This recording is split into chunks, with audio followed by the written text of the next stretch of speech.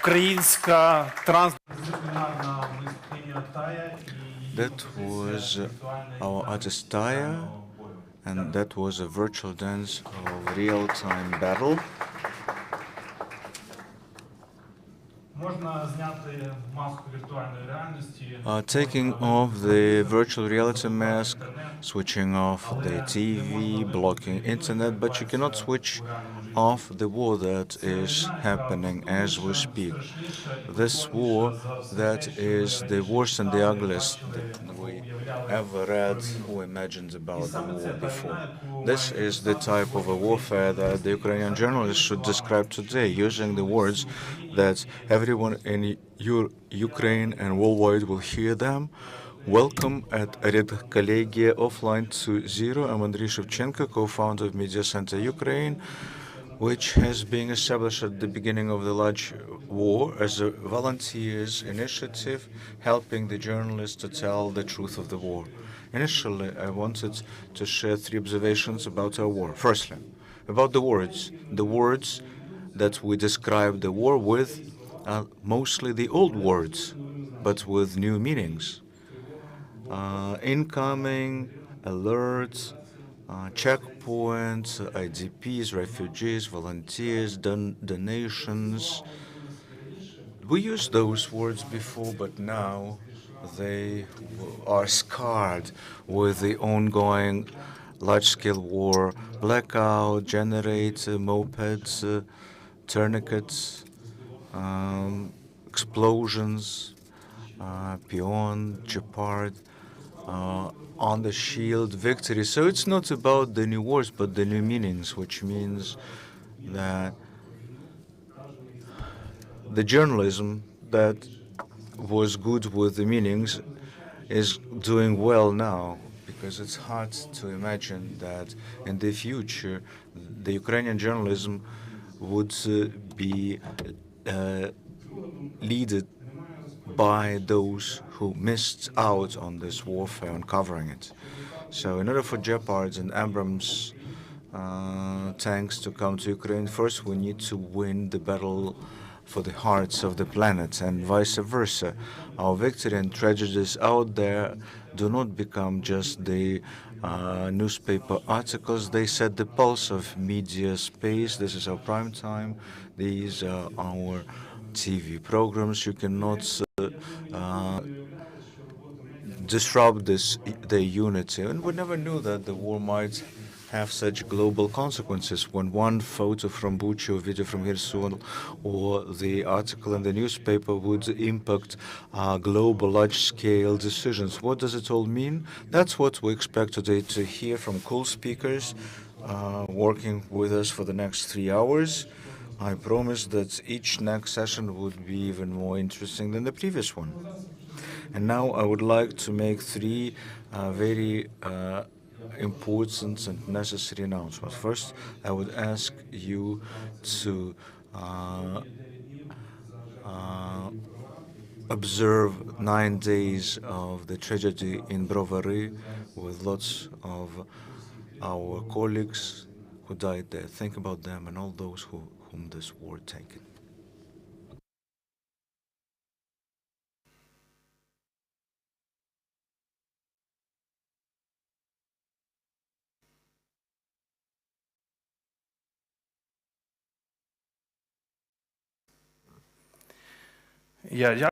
Thank you. But please, those who are serving in the forces of defense, press secretaries of the Armed Forces of Ukraine, the Ministry of Defense, units, structural units, and other agencies.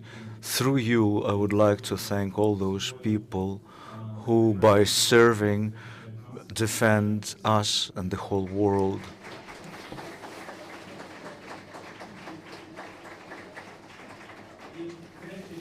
And the third and the last, I would like to thank all of our partners who made this event happen. Firstly, with the help of the EU. So if you see people with the badges. The European Union thank them because they contribute a lot, both the journalism in Ukraine and the country at large. The second partner is Ukrinform agency. Our Alexander Harchenko, CEO, and his team are here. Thank you for this partnership with our media center. And finally, I would like to thank our partner in Innovation Park UNIT.City. The idea of this event, Redkolegia, was our joint baby, and then we understood each other off the bat. I know why they're doing this, because they believe that when they bring creative people with high integrity together, something good might come out of it, both for the country and the world. But our partners probably would tell us more about this. Konstantin Yevtushenko, managing partner of UNIT.City.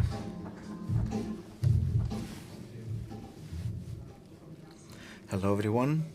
First of all, I would like to thank Andriy. You know what? He's a very talented person on a number of important fronts. I know him for 20 plus years. I was still a young student together with Glebek in Gangadze. He was teaching us why journalism is so important, why it's important to have this fourth branch of power. And I believe that all through this time of the Ukrainian independence, this branch of power proved to be most stable and most needed. And truth be told, the civil society that we managed to build, the values that we stand for, the revolutions that we survived, this all thanks to you. And I want to thank you a lot for that. We are what we are because we have you who are not afraid. You started your war long time ago, back in the 90s, and you are winning it as well. And Andriy asked us why we're doing this. Well, we want for you to have the space to meet, discuss, criticize, argue, but come up with extremely important decisions. We want you to be our partners. Feel home here. So thank you for what you're doing and have a great day today. Thank you. Which means that we can move to our panel number one. But first, let me tell you what's going to happen outside of this hall. Three things. Firstly, the photo exhibition prepared by Ukrinform photographers, 9 years of war in one exhibition, unique masterpieces. Also, check out the collection of the trophies from the Russian troops collected by the National Police at the liberated territories of Kiev region. Curious items there. And thirdly, check the special uniform on a dummy and the collection of gear designed by our partners. More later. Something that journalists might use as a uniform in the combat environment. Also, follow the arrows to get to the bomb shelter. And finally, UNIT.City allowed us the place for informal discussions, both during the breaks and afterwards.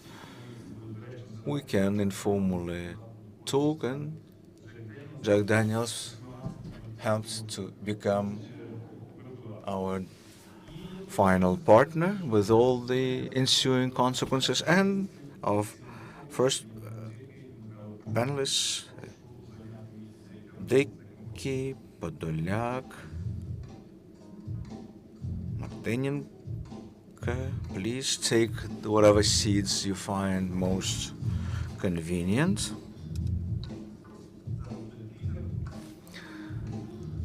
Here's a clicker for you.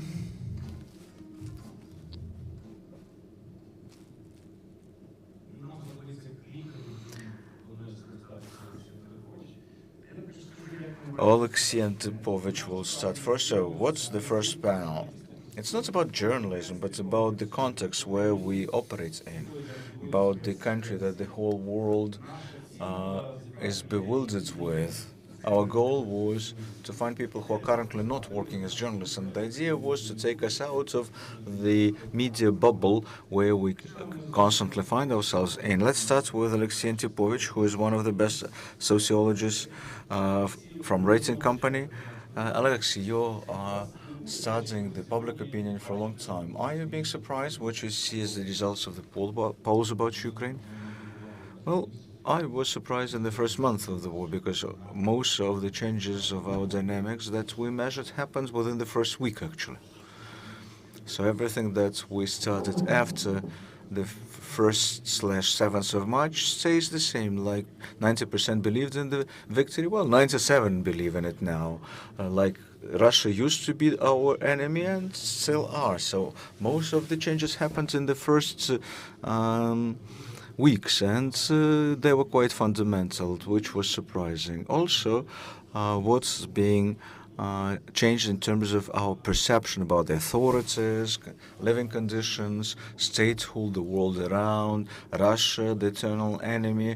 Basically, this whole changed literally within the first week of the war. Let's check the figures. Okay, here's the clock in front of me. When we started the first well, I had 70 slides first, then all down to 10 slides with probably not the most important but most illustrative.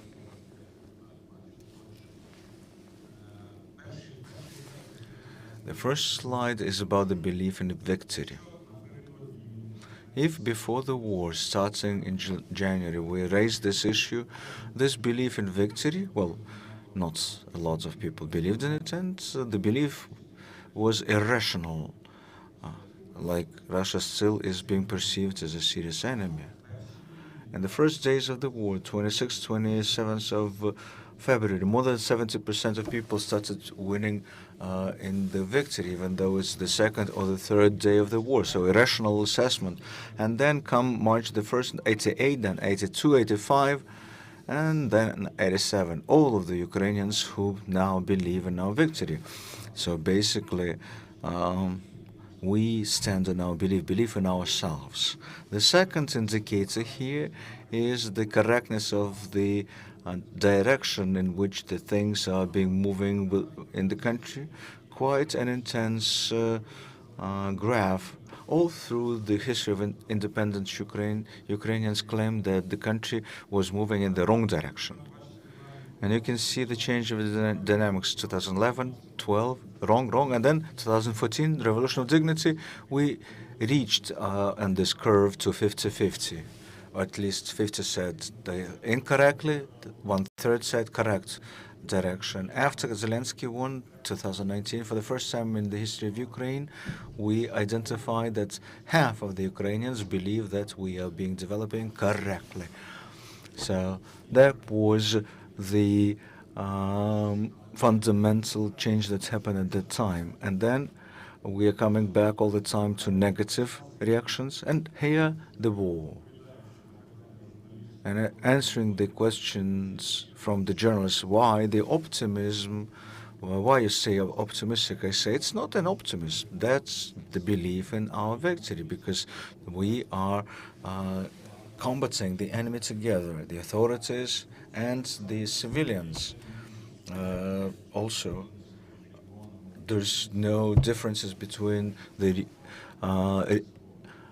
civilians from different regions. I mean, people from Kharkiv or from the west of Ukraine answer the same to the same questions, and the unity in the face of such an atrocious enemy, well, that's what allowed us to reach this figure. Of course, after the war, we will lose this high percentage of support. Of course, we'll have some turf wars at that time. Also, a couple of things about the changes of how Ukrainians perceive the confidence in the future compared to 2018 or 2021. It's increased. Where's the logic here? The war rages out there, and we still have a long way to go to the victory, but we're convinced and we believe. That's the answer. Political situation has improved. Well, tell me, where do you see any political situation domestically? It's non-existent. There's no domestic politics, or only how to present the country for the outside world. All the previous years, things have been going down in terms of perception, but now let's look at the well-being and the economic situation in Ukraine. Virtually no changes. Claiming that the war hasn't that the Ukrainians haven't suffered any economic hardships? No, all of us. Which means that all the previous years, the Ukrainians were dissatisfied with the satisfaction, because that's what we are. We're constantly dissatisfied. Далі. Зміна самоідентифікації. На сьогоднішній день 100% українців підтримують незалежність, проголошення незалежності України, хоча навіть останні роки перед війною у нас 15% стабільно говорили, що вони не підтримали б незалежність. Це вже 30 років незалежності, а вони б ще її не підтримали. Я мовчу до 2014 року, коли більше чверті говорили, що не підтримують незалежність. Тепер 100%. Ідентифікація з громадянином України, маю на увазі. До війни 8 з 10 українців ідентифікували себе з громадянином України, зараз 10 або майже 10 українців з 10. З європейцями ідентифікували себе 3, трошки більше, зараз 6, в 2 рази. Ну, радянська людина лишилася на рівні 1 з 10 українців. Хто ви за національністю, просто показую цей слайд, бо багато хто просто не говорить, що в нас там різні ідентифікації присутні в Україні. Да ні, 92% опитаних вважають себе українцями. Питання, чи це етнічні, чи це вже набута, якби така національність, ну це вже інше питання, можемо досліджувати. Нарешті, ми всі себе ідентифікуємо з Європейським Союзом. На сьогоднішній день майже 90% говорять, що вони би підтримали вступ в Євросоюз. Але подивіться на всю криву перед тим. 50-60% підтримки. Так, це більшість, відносна більшість, але ну так, не критично. І добра третина проти. З НАТО ще гірша ситуація, точніше, ще краща ситуація, тому що зараз майже 90% говорять, що підтримують вступ в НАТО, а ще буквально до початку першої фази війни в 2014 році ми мали відносну більшість українців, які не підтримували вступ України в НАТО. НАТО залишалося радянською страшилкою, що це якийсь військовий блок, який прийде і завоює нас всіх. Ось. Оцінка держави. Я от, власне, на цьому блоці зроблю акцент, тому що це, напевно, найбільша або ж найсерйозніша, як на мене, зміна в суспільних настроях. Що українець зараз відчуває, думаючи про Україну? 75% відчувають гордість. Звертаю увагу, тільки третина відчували гордість рік тому, ну, від сьогодні 1,5 роки тому. А ще у нас рік тому перша відповідь була сум, думаючи про Україну. Тобто ми перебували, по суті, в депресії стосовно власної держави. На сьогодні так не є. Звернув увагу на показник сором. Кожен 5-й українець рік тому говорив, що йому соромно, думаючи про Україну. На сьогодні це 2%. Байдужість було 5%, зараз 0%. Тобто війна нас вивела з оцього такого, це не пасивний стан, це депресивний стан суспільства у ставленні або у відношенні до своєї власної держави. Образ української держави став з виразно негативного або ж помірно негативного, став позитивним. Держава майже не змінилася. Да? Ну, крім того, що війна прийшла, змінилися зовнішні обставини. Але держава тепер сприймається позитивно. Центральні органи, якщо ми не ми, а Інститут соціології в 2021 році запитував, чи справляються вони своїми обов'язками, і відносна більшість казали, що не справляються, то зараз справляються. Що в нас, змінилася влада від 2021 року? Ні, це та сама влада і, в принципі, ті самі люди, змінилися обставини. Якщо ми говоримо про погляд в майбутнє, як буде змінюватися ситуація? Рік тому третина казала, буде ще гірше. Як завжди, українець всім незадоволений. На сьогодні, звичайно, з того дна, на яке ми спустилися через війну, ми, звичайно, очікуємо зростання. Олексій, ви вже сказали достатньо, щоб продискутувати. Останній слайд, який я кажу на нього звертати увагу, останній слайд, це те, що є дуже великі очікування українців стосовно майбутнього. Де вони бачать Україну через 10 років? 2/3 кажуть на найвищій сходинці, 7 з 7-бальної. Що це означає? Що якщо ми цього не досягнемо, якщо влада нас туди не доведе, або ми як суспільство самі туди не дійдемо, нас чекає знову велике розчарування і депресія. Дякую. Олексій, ну вражаюча картина. Я думаю, що вона точно провокує на дискусію. Євгена Дикого ми знаємо в різних іпостасях. Він успішно керує Українським антарктичним центром. На початку українсько-російської війни він командував ротою у батальйоні Айдар. Ну а в останній рік він нам цікавий як блогер, якого дехто з моїх друзів називає Арестовичем здорової людини. І я це кажу не як підколку Олексію Арестовичу, а хай це буде визнанням таланту, який є і в Олексія, і в Євгена, в тому, як проникати в серця вашої аудиторії, може різної аудиторії. Коли ви, Євгене, бачите таку райдужну картину в соціології, що ви про це думаєте? Це нам допомагає перемогти? Чи навпаки це дезорієнтує українську громадськість? Це однозначно допомагає перемогти. Більш того, це, можливо, ну, чи не найбільша, чи не найбільш ключова взагалі запорука нашої майбутньої перемоги, насправді. От якби настрої були абсолютно іншими, то не факт, що будь-які навіть дуже ефективні дії держави, армії, там, добровольців, що вони принесли б належний результат. Більш того, насправді, такі настрої, вони ще й дозволяють, ну я думаю, що тут професійна аудиторія, ми можемо говорити відверто, такі настрої, зокрема, дозволяють нівелювати якраз ті косяки, які насправді є і у держави, і в армії, і в добровольців, і в будь-кого. Ми ж насправді чудово розуміємо, що в нас далеко не все, навіть зараз, на тому пориві, підйомі, який, до речі, трошки згасає, про що я зараз скажу. Так, ти час запускаєш вже? Уже.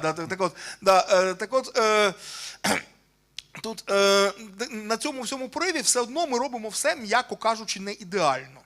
Ну, насправді робити ідеально не потрібно. Достатньо робити значно краще за ворога. В принципі, для перемоги це є необхідною і достатньою умовою. Ця умова поки що дотримується. This condition is actually followed. But the drawbacks that existed before, something that entailed the peaks of depression, this still exists, and during the war it's even more tragic. But because of this basic mood, we are able to communicate those problematic issues well, and even the consequences of them, they can be outbalanced, not only in the public perception, but also in reality as well. So I was very surprised to be invited here. I could not really imagine what my role would be, but in this specific context, I am just an average blogger, just a regular person, and other people are the ones creating these moods and spreading these moods on social media. And, we bloggers are not always in an easy position, and also a lot is being done for us by our opponents, because over the 8 years of this war, in this mild phase, we were not able to get through to the majority of the Ukrainian population. Over the 8 years, all of us, the patriots, the media, etc., we failed to get through to the majority of the population, to explain it to them that the war for the survival of Ukraine is going on. The majority of people did not believe it for some reason, and because of that, all the rest ensued. So only February 24th made it clear to the rest of Ukrainians. So the enemy has done it for us. We can only use this, and we are using this not only to survive through this war, but we are also building the post-war Ukraine, and you could see this in these slides. Here we see not only the Ukraine that fights against the enemy. We can also see Ukraine which is getting ready for the post-war recovery. This is something that we did not see before. as quite an old person, I can only recall the year 1990 and 1991. We also had lots of expectations back then. They were quite naive, and the level of information was much lower than right now. And of course, because of that, the depression instilled quite fast. So this depression lasted for almost 30 years, and this situation has finally put the depression on hold. But what is next? The next stage has already started, because on the one hand, we have one thing in common. We have managed to communicate the beginning of war very well. We managed to communicate at the most difficult phase of this war, which was summer. I believe many of you will agree that this was the most difficult part. So the informational field, the moods, they were totally appropriate. Then there was this phase after Kharkiv and Kherson, and after that, the situation has slightly changed. This victorious moods, to some extent, as far as I can see in social media, made a lot of people believe not only in our victory, but it also made them believe that this victory is inevitable despite the things they do for it. So this is what I call the popcorn mood. Everything is so good that we just can watch TV, eat some popcorn, believe in some ideal armed forces of Ukraine rather than the real ones, consisting of real people taken away from their real lives, often without much preparation. So there is some religious abstract armed forces of Ukraine we should believe in, and thanks to that phase, we will get our victory soon. We only have to wait, and at some point we have to start waiting impatiently. Okay, I'm watching TV. I believe in this so much. Where is my victory? And this is something we have to work with. This is not really a simple task to deal with, because unfortunately, the enemy made its conclusions too, has learned their lessons, and the war is proceeding with the next phase. Let's not go deeply into the military matters, because we here are not military professionals, but doesn't it look like this entire education, of course we are speaking of tragic things here, but still, if we put on some joking mood for a minute, doesn't it look like a classic computer game? I mean, we have to complete one more level, destroy some monsters. As a reward for that, we get through to the next level, where the number of monsters is still higher. Of course, you are getting some new weapons that were not available previously. But yeah, this is what we are going to discuss with Mr. Mikhailo Podolyak. A few words about him and the current information war. You are quite hawkish, I mean, both in your attitudes to the Russians. Sometimes you're even trolling them, but you are not commenting on the internal things much. But recently, when we had a conversation, you mentioned that the challenges in the country could be even more noticeable. Well, yeah, I meant that we are Ukraine and the war is over. We will have lots of complaints, and this is very correct thing to have. I would very much prefer complaints to the war, and people like me will disappear after the war immediately, because people blame all the incorrect things on us, and we should to be ready for this. But even you were mentioning Kharkiv and Kherson, there is one more entity that we should mention, and that entity is in Moscow. I believe we will make it there. We will deal with Mr. Putin. So this is a logic of war, and this is something that unfolds objectively, no matter what the Russians want to get. But also there will be some infighting in Russia, because they will be losing the integrity of their country. They are already installing some air defense on the buildings in Moscow. This is something that this is a difficult future we are facing, because we have corruption. In case you didn't know, people like to use money that doesn't belong to them, and this is something that is not changed by the war. And as Alexei can confirm, 99% of people believe corruption is bad, but 30% out of those 99, they say, okay, we are having our offices for a reason. We are not compensated for our efforts sufficiently by the government, so we will use our opportunities to get some of the compensation on our own. Yeah, so this is something that Yuri Nikonov could say.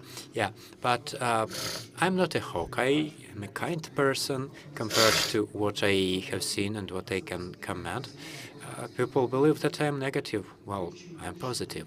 I'm telling the thing to Russians all the time. The earlier you finish this war, the more chances you have to keep your state, because in this case, we will not be able to build our own Mossad. We will just build the Iron Curtain, and we actually have very good specialists in construction. I will not be mentioning that last name beginning with Ya, but otherwise we don't care what the Russians do on the other side of that Iron Curtain. But there is one caveat. A person who is not skilled in thinking, they always come to incorrect conclusions.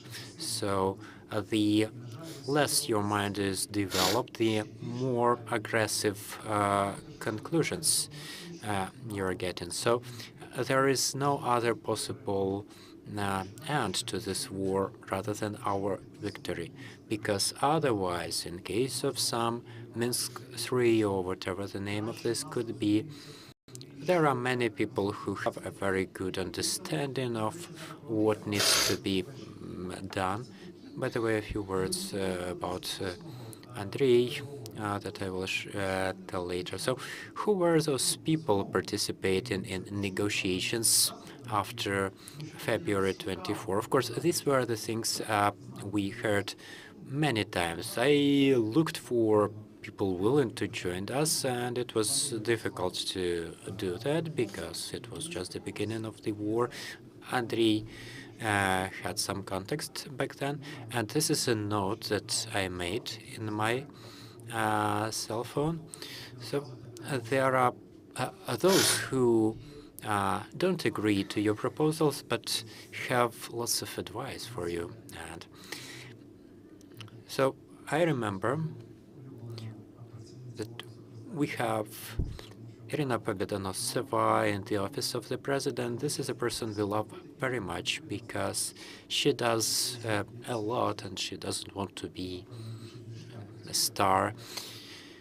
She works more than I, and I did this trick of becoming a public person, and everyone will remember my contribution. But she, in fact, is doing much more, although few people will remember here.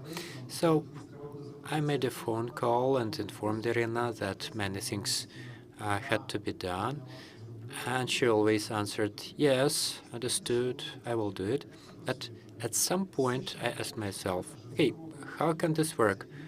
Whatever I tell her, she does it. And that's when the media center was established and many other platforms that we needed.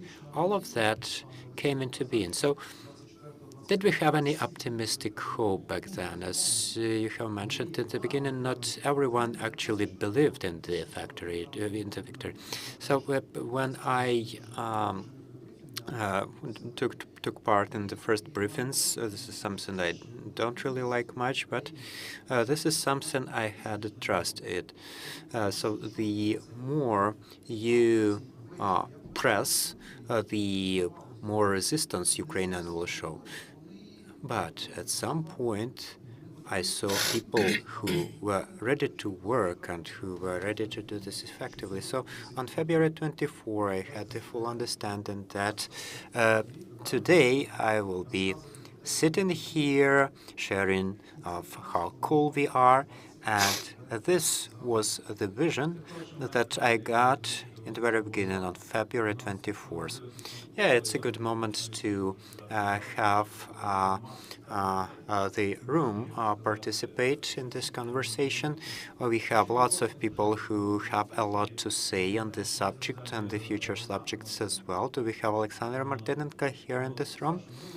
Alexandra, the last time at the first Redkolegia event, you were quite skeptical about the future of the media market, and in the discussion of the old and new media, you said that, okay, one can have a small Telegram channel, $85,000 per month, and be quite optimistic. But right now, are you more optimistic than back then? Well, it's like in this old joke. It's terrible, but not very terrible. So I still hold the same opinions, and you can see this in the numbers. Back in December, there was some market analysis conducted by the Advertising Association, and you can recall that the media market of Ukraine is $40 million. And in fact, the actual number can be even lower because they used the old prices in their calculations. All the rest, TV, radio, etc., taken together, it is less than $40 million. So we are in a very difficult situation, but it's not hopeless because every actor in this market, they started looking for funding. They find it in other places, European partners, American partners, and the government. And so right now it's the government and the partners that are dominating this market. And we found ourselves in that little sector that did not join any of those. And please do not follow us because we have covered this segment entirely. But those who work with the government and with the partners, I am with them a lot, and they are great. So, question that I posed to Igor Kulis. Igor represents Detector Media. Are you there, Igor? Okay. So we know that for many years Igor was monitoring United News to check the journalist standards. So, Igor, what's your impression of the Ukrainian journalism? Does it cope with its professional tasks in these difficult times? Well, honestly, I'm following only United News because I don't have enough time for anything else. And I could speak a lot on the subject. I would be able to name many good things and then the bad things. But the problem I see with United News is that there are 7 different TV channels, the majority of which were the key market players of the TV market before this full-scale war, and all of them were brought together. One way or another, it has been deciding certain issues, informing the Ukrainians about what's going on, which is quite obvious, but there is one painful issue. Any um, government wants to control the media. The narrower the floodgates of the news, the easier to control them. I don't want to blame anyone, but as for telemarathon, TV marathon, certain things become obvious. The domestic topics constitute about 1% of all the issues covered by the TV marathon, especially those topics that are not that much convenient for the current government. I don't know why it hasn't been raised, because if there's any topic that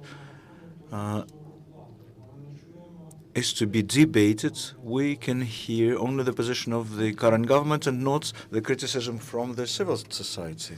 For instance, from the latest the law on city building. Europe will be able to continue it later on. The position is straightforward and quite easier because it's black and white. Back to the panel again. Anyone who would like to share any new observations? Let me give it a try. The marathon is not ideal. That's quite clear. We are not ideal ourselves. I want to live in the ideal world where you come to the workplace, read a book all day long, and things are being done on their own. Last time I mentioned that to be efficient for the civil servant, that's not just a position. You're not selling the position. If you start communicating something, you need to be an in-depth expert. You should not be afraid of straightforward questions. And in order not to be afraid of such deep questions, you need to be an expert on what you've been discussing. And our people who are sitting in certain positions, they think that, well, it's enough for them just to hear me. But it's important to share not only dry facts, but also the ability to share it with the right set of emotions.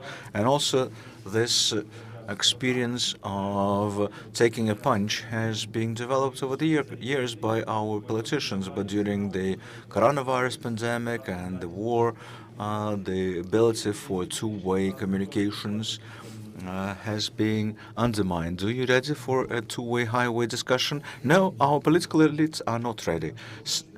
Individual politicians are, as it used to be, as it will be. There will be problems with communications, but those attempts to control the journalism, how is it even possible? You can be an in-depth subject matter expert, and then you know that you cover what you are well versed in, and the society feels this. Why some people are more well known than others?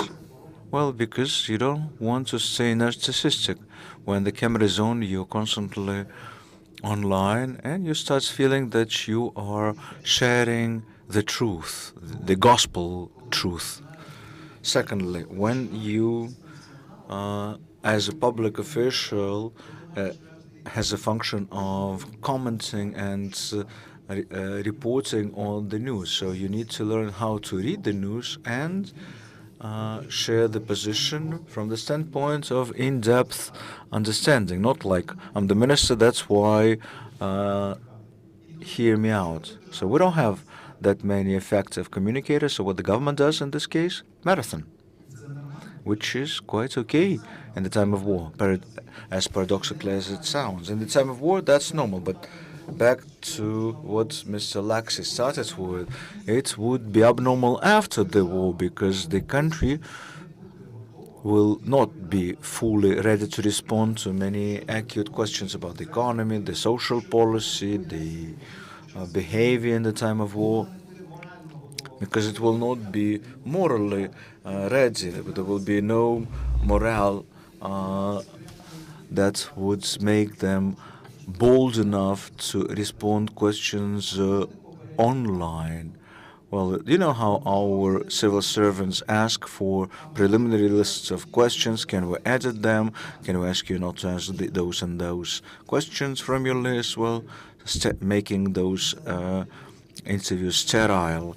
Well, that's the relics of the past. It's not gonna happen again, hopefully. Will we be able to have the effective media environment straight away after the war is over? No, we'll have some echoes of the marathon, but are we not ready for moving there the way we are? No, we are correct.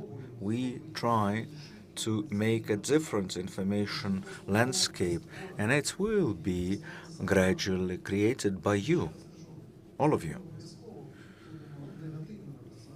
And after the war, let me repeat myself, will be treated negatively because people will forget what's happened in the first days, and that's what to reiterate. There are lots of experts who in the last 3, 4, 5 months and following this because I'm curious of this.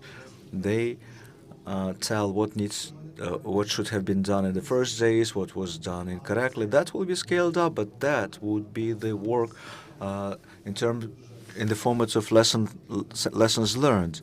An aggressive effort, but the correct one. So, Miss Andrei, everything will be just right. So, one more question and one more slide from Alexei then. I'll be brief, as they say. One issue mentioned in passing was to be a subject matter expert when you talk about something. So I would like to draw the attention of media community, especially professional media people. What have you done with this notion of expertise? What's happening with it is atrocious, and don't take me wrong, you are responsible for this. Because if anyone who talks a lot on certain subject matter, media starts presenting this position as an expert on certain topics. I am a live example.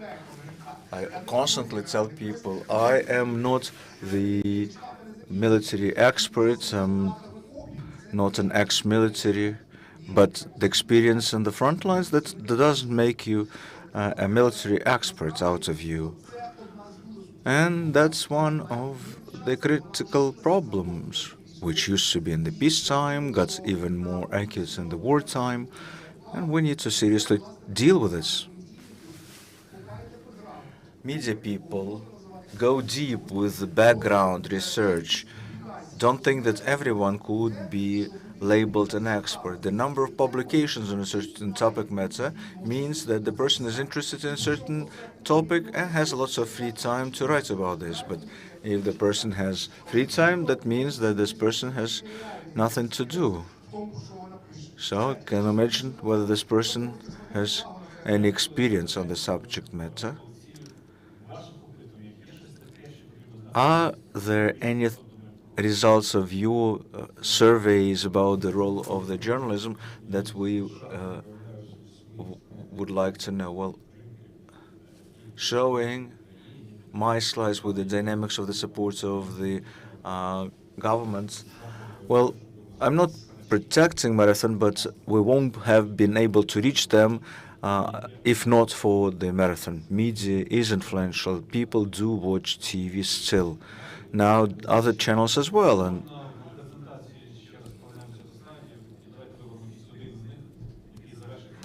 so your last slide to get over with this first session. The Ukrainians gradually stopped paying attention to the Russian content, the TV series, music. 90% have been listening before the war, but now more than the 60 are not listening Russian songs at all. The same is true for Russian TV series. They stopped watching them. So that was the first step that the Russians did for us, allowing us to get out away from Moscow. Look at the breakdown of the sources of information for Ukrainians. Firstly, TV mass media messengers more or less have the same coverage. News agencies lagging behind. But what's interesting, how people consume news. Back in 2017, we had only TV. In 2020, with President Zelensky digitalization efforts, etc., the world evolves fast, more news going through, and so TV stayed the same more or less. Internet sites 46, 48, 49, more or less the same, but social media increased, but they stopped that increase. And messenger channels, the increase is 47% in the time of war. It won't stay as high, but the changes are dramatic. What stays behind? The marathon is 3 times more than all the others. Telegram channel is 3 times more than Viber. Facebook, twice as big as all the other social media. And separately, YouTube. It stays separate. So Marathon is rated 1, then Telegram channels, then YouTube, and number 4, Facebook. Thank you, Alexei Antipovich, Mikhailo Podolyak, Demdeki. They set the context for our discussion. Thank you for staying laconic, provocative, and flexible and agile. Thank you, our panelists. And when Alexei Antipovich mentioned the word digitalization, a couple of sets of eyes turned to Vice Prime Minister of Ukraine, Mikhailo Fedorov, and Minister of Digital Transformation, who would be one of the key speakers of the next panel. And Ilya Kabachinsky will be moderating it.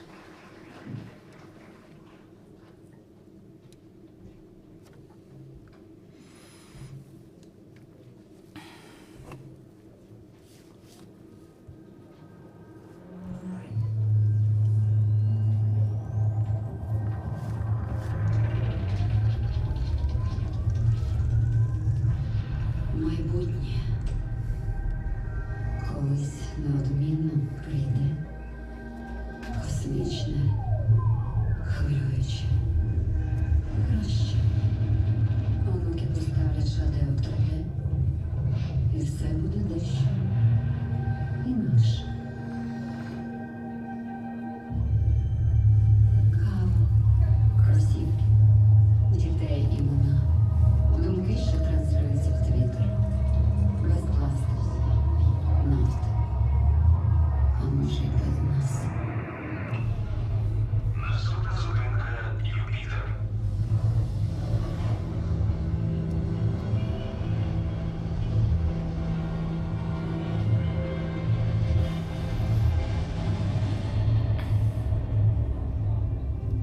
Але майбутнє, знаєш, лише у снах. Воно в ланцюжках транзакцій, в тестах, в флоті, в твоїй кишені і в твоїх руках. А ще в моєму соєвому бутерброді.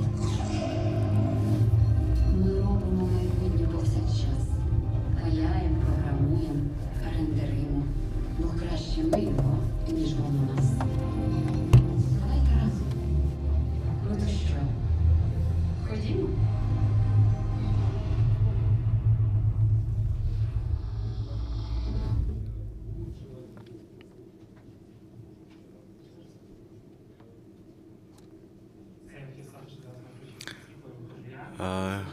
Hello, I'm a moderator, Ilya Kabachinsky from in UA, Mr. Mikhailo Fedorov, Minister of Digital Transformation, Katerina Kabernik, Public UA, Editor-in-Chief, Boris Davydenko, Chief Editor of Forbes Ukraine.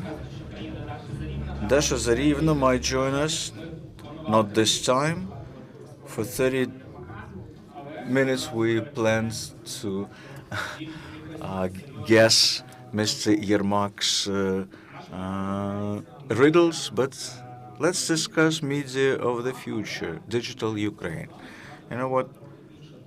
I had a different thing in mind when getting prepared. We're talking so much about the future of the media, while in the first months, the president, prime minister, uh, commander-in-chief, Zaluzhny, and others talked only to the media that were established 100 or 120, 50 years ago.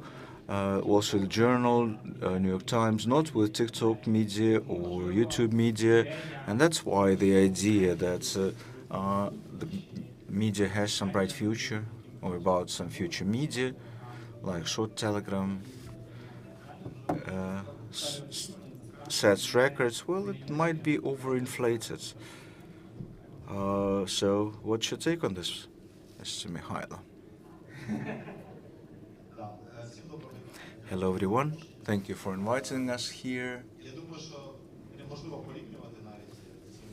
I don't believe we can even compare those different platforms and media, because even 100 and 150 year old publications there developing as fast as those media that are becoming true in-depth analytical publications in the couple of dozens years of time. But being not an expert on media, I don't understand how to digitally transform, how to kill bureaucracy, how to use digital platforms.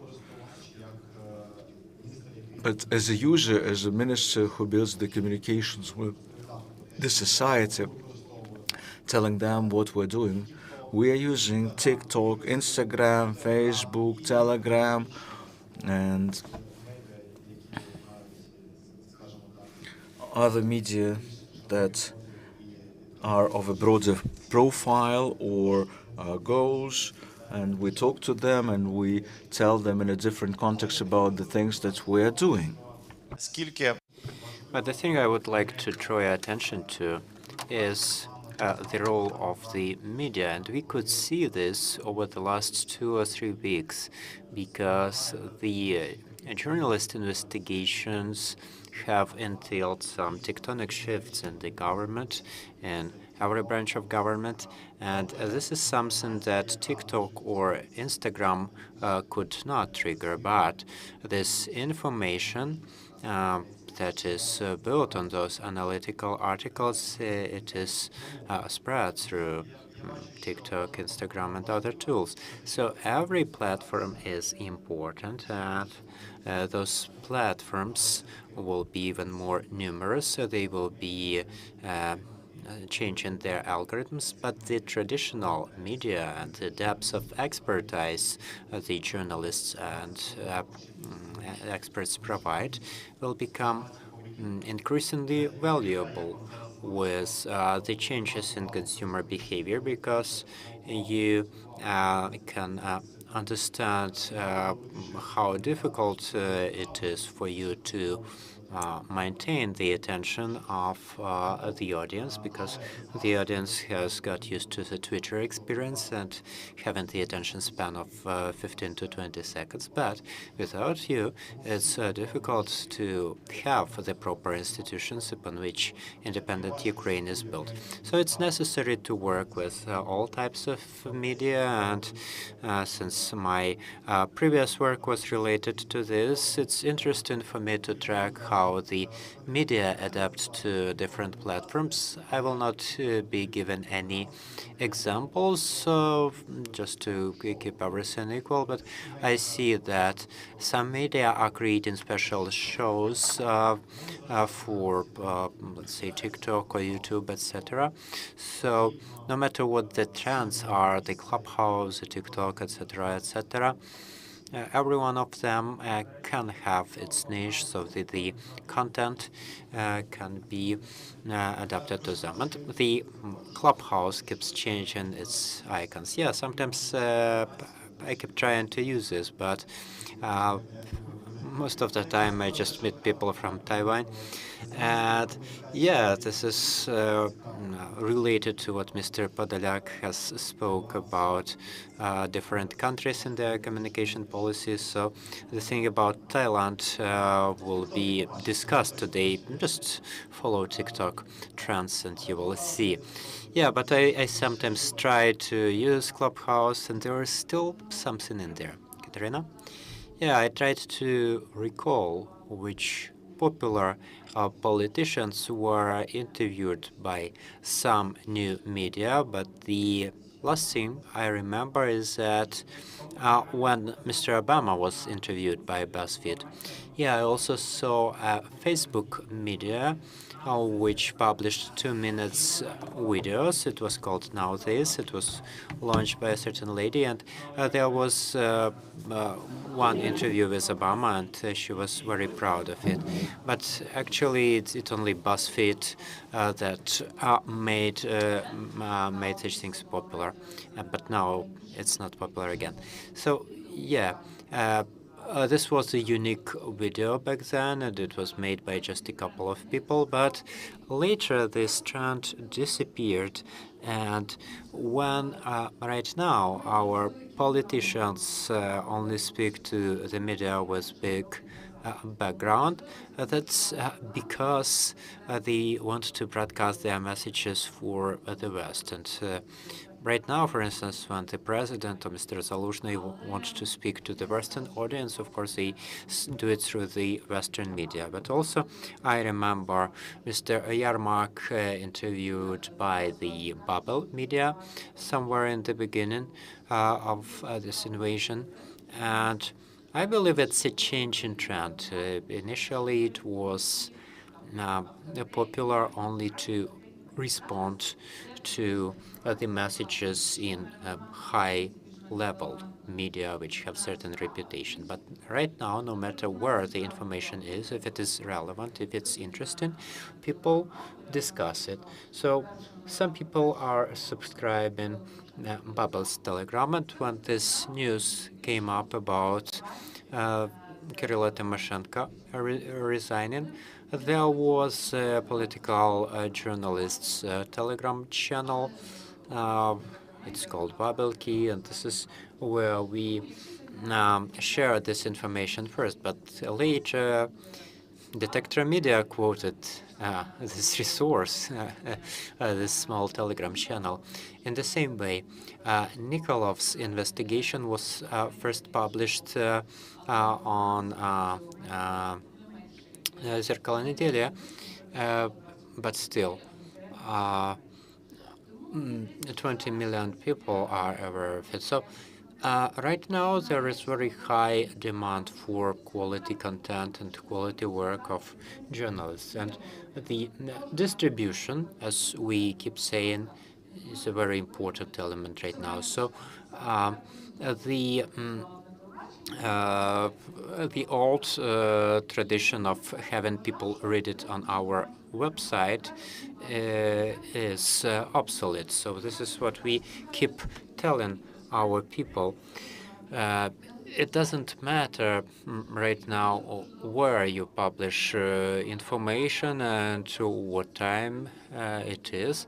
Right now, we are living in the digital-first philosophy, and I would agree that TV is still relevant and important, and until recently, the most important speakers were using TV as their outlet of choice. So if they needed 5 million, they would speak on TV. If they needed some more intellectual audience, they would use other channels. Right now, there is United News available. Okay, and the things that we will have there after war, I believe Telegram is becoming the #1 platform for the news. So people right now read only news updates, and they only read long reads when they have enough time.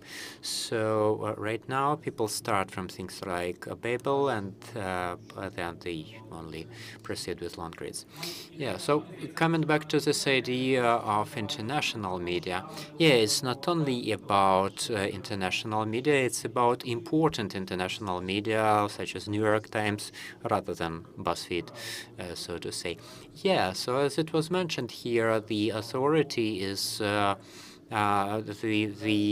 media is chosen based on the audience you need to target. And speaking of this new media, of the platform, well, I also perceive you as the one of the old ones. As you are 80 years old, well, we are 100 years old, so we are older than the Ukrainian force. So why is the editorial, why is the media a long-term player? Well, that's because it's an institution with its processes, its standards, its checks and balances, and each media at some point is dealing with certain conflicts, certain problematic situations which it has to resolve, and it is much more difficult to use such a media for publishing some sponsored content and reflecting some specific point of view. So the new players, they can be more successful in this, but the good old media, they only become stronger, and in the long run, they are also successful and continue to develop. So yeah, in the previous panel, we could hear that right now new experts are being born out of nowhere. So do you believe the problem of the media in the future is that any Twitter account or Telegram account should publish something, and immediately it becomes popular, and social media keep reposting this, and just traditional media tried to debunk the myth that exists. So this example of the eggs, 17 hryvnias per each at 7 hryvnias per each, this is an example where people started looking more deeply into that, learning all the details. So do you believe that the media of the future are the media of experts rather than those who can spread information fast? We usually believe that the media of the future are the media with TikTok, but actually the quality media is a media able to explain things and to deliver information properly. So let's start from that side. Yeah. So I'll be giving the floor to the oldest ones first. Okay. The future holds some place for different media. Some compete in the speed with which they provide news. There is also space for the media like The Economist, which sell their expertise. There are advertising media, etc., etc. So we should see those differences. And I believe the media will be selling the brand, so to speak, and they will be selling the community. This can be a broad community, like, let's say, the Democrats for the New York Times in the U.S., or like Forbes is working for business, or there are geeks who need to read about computer games. So it all depends on the needs of the audience. Some need the most recent news updates. Some need the information how to play a computer game. I believe that this is something that media is inclined to do when influenced by the social media. It's in fact a negative trend because we are generating content instead of just doing our normal job, but still it's becoming a part of our work. And whether we need such campaigns or not, whether we need such media presence or not, whether we should spend time on verification rather than spreading the information immediately. Will this be relevant in the future? I believe the war gives an answer right now. The media right now, they exist and they do their best to understand where their weaknesses and risks are. Media were always risky and not the best as a source of money. And when the sources of money, such as native advertising, the expensive advertising, became not available because it's only there for expensive brands that have lots of money, many shareholders lost their money, so they cannot support the media. So who have survived? Well, first, the low-quality media that provide low-quality content fast, and that's because they have huge audiences and they can sell banner advertising. Of course, they will still be there because this is the way they earn money. And also, there are those media that have invested a lot into their brand because these are the media that get the last dollars of the advertising money. Again, the advertisers are not ready to spend their money on some useless media. So there can be this pragmatic view on the media. While people need to get information fast, they are ready to consume low-quality content, and also those who need brands, they will follow the brands. But all the rest is not viable for now, and sometimes the landscape will be different. Yeah, I cannot say that I'm following all the media. It's just one media group that has disappeared. Yes, but you are speaking as a person from Kyiv, but in other regions of Ukraine, the situation is much worse. Yeah, I know such cases. There are those who don't want to say they are dead as a media, but they don't work. And so there are such media, there are such IT businesses, etc. Yes, I have understood right now that we are not discussing TV here because we are different from other countries in many ways. For instance, we have war, and indeed some TV channels do not operate right now, and there is United News, etc. But speaking of the digital media and social media representations of the traditional media, there is the sector, and it's the most developed as compared to others, because this is pop culture, and when we leave this room, all of us will check out some sources to find out about other things that have happened today. So this is the consumer behavior that all of us have, all of us share, and this is something that is at the peak of its development. My grandmother is 73 years old. She didn't know about Ukrainska Pravda just 2 or 3 years ago, but right now, she is more aware of that. She knows that there are fakes on Facebook, there are fakes in other places, but on this side, there is trustworthy information. My friend is subscribing for Lachen because not everything is verified, but they publish information very rapidly. So the media has become an important component of our daily lives. And during the war, all of us are seeking news and verifying news. It's becoming an element of pop culture. Previously, it was a niche thing, but right now it's mass culture, and there are also original news, but there are some channels disappearing and new media emerging. So there is a current state of play which is reflecting the situation anywhere in the world.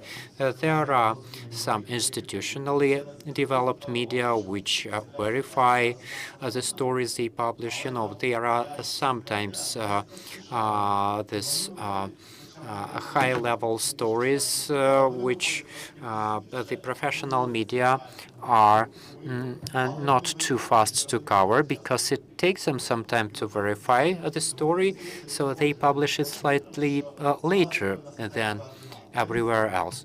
So again, there is a certain state of play where most of us are subscribed to some channels where we would see the news even if it's not verified. There are also the websites we use to verify the information because we understand that some fact-checking has been made, and there are some experts whose opinion is of interest to us.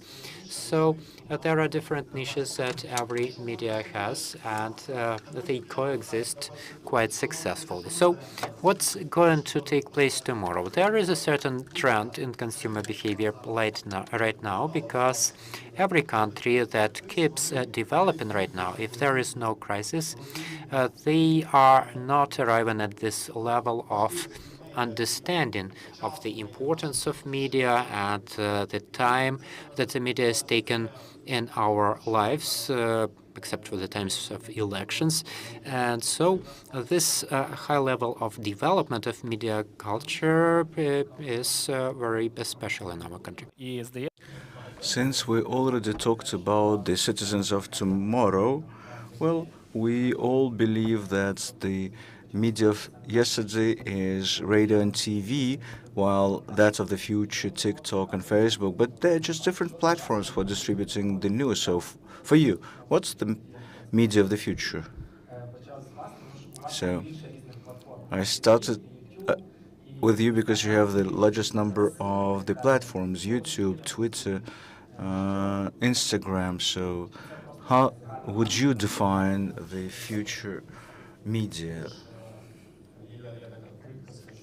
There's a saying that it's easier to forecast for 100 years, it's more difficult for 10 years, and it's extremely difficult for 1 year. So if you ask about the media of the future for 100 years, well, I can tell you that we will have inbuilt chips in our heads. But as to 2, 3 years, and as to the Ukrainian media, not the global one, so 2, 3, 4 years in Ukraine is when we will catch up with the trends which exists in peaceful and more developed countries, namely monetization. High-quality content consumers should pay for it. So the global media think how to retain millions of users, while we need to attract first thousands of subscribers. The second aspect, consolidation, and the increase of the expert skills. After the war, media, not TV, would have the window of opportunity to make media business. One step back into the past. In the last 20 years, all the TV media in Ukraine had poor financial conditions after the 2008-2009 crisis. During those 15 years, they didn't earn a lot compared to related platforms, communications and PR and content making. They earned far less. And of course, high-quality experts, when, well, they would flee the media. And what do we have now? Oligarchic TV. That's what we used to have. Too much of oligarchic TV for this country. Their goal was to coerce voters not to earn money, and the advertisers generated lots of revenues. Online media got the crumbs from the table. Now, oligarchic TV is under question mark.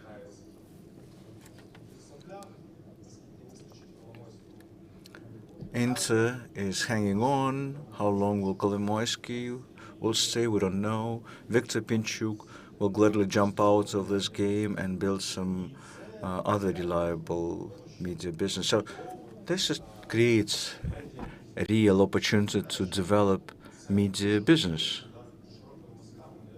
That's in broad strokes in 3 or 4 years' time. The picture is this. Suspilne and other public broadcasters, entertainment, Starlight, Fiala Media, so to speak, multi-platform, but which deals with journalism, and powerful niche projects, Forbes, AIN, Babel probably.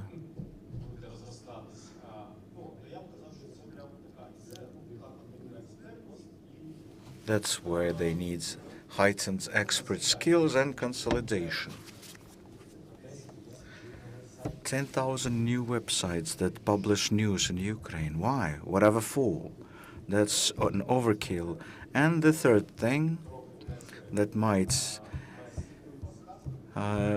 mess up with the above said is artificial intelligence.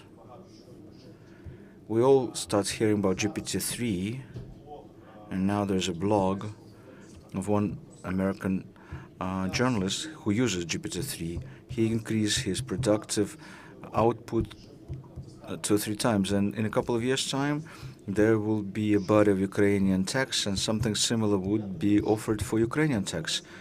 It will obviously not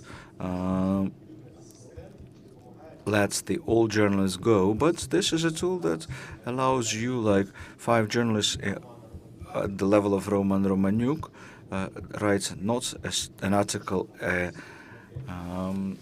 week, but 2 articles a day. Will there be too much of a content rush? Do people need something? Well, high-quality content, not just content. These are not just articles, you know. This is high-quality content. I have 2 good articles a day, and I have no time to read them. So will the consumer be able to consume? Like there are 10,000 media that write the news, and we'll have 10,000 good texts a day. Will you have a reader for those? The readers now are consuming a huge number of poorly written, without fact-checking information, while this media was allowed to generate high volume of high-quality information. The quality of information does matter. In an ideal world, than the Ukrainian media environment. Well, now that we mentioned AI, Mikhailo, what's your take on it? I fully agree with this picture. Something similar in terms of the forecast. We'll just have another powerful media that will tell the world about rebuilding Ukraine, because we'll have to continue being a subject and present ourselves as the country that is powerful, not only military, and that is ready to rebuild its economy and its democracy, and translate the revival, rebuilding process worldwide. But we need to sell Ukraine more globally, using our advantages for this. We are lacking this right now, but we'll need to work on this some more. And I'm confident that all the media need to keep working with monetization. I have a certain background in this regard, and I can see that the media that are involved in monetization, there's still the room for improvement, making it more user-friendly and interesting. So in this regard, we need to look at the best global monetization practices. I was a student of Yale program recently, and I was so curious about learning about them, about the new cases, and I can see that about, I am subscribed to about four media, but every time from different gadgets I have to go and figure out how to authorize it and how to pay it. Constant problems, but there is room for improvements. You know, the United 24 fundraising platform, the biggest in Ukraine right now, and we have a separate direction, United 24 Media. We make a brief content, but make sure that we take a deep problem and talk about it in depth. For instance, we covered the threat to Zaporizhzhia nuclear power plants if the Russian troops keep staying there. So we're using drones to film the nuclear power plant during the military combat, just to make 1 minute video, lots of prep work involved. What I'm driving at, the quality of the contents. It will be in huge demand, which will require more investments in the videos themselves, because Netflix sets a different quality levels for their content. So as to United 24 Media, we have started trends and talked to experts from different countries worldwide. So it was important for me to work with different communities. When you meet with the U.S. farmers, explain how the farming is done in Ukraine, sharing some cases so that they will share some information in their profile media.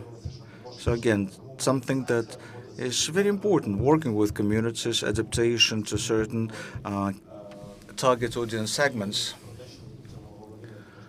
And I agree with what you mentioned before about the system of coordinates that we should have, improving the quality of entrepreneurship in media.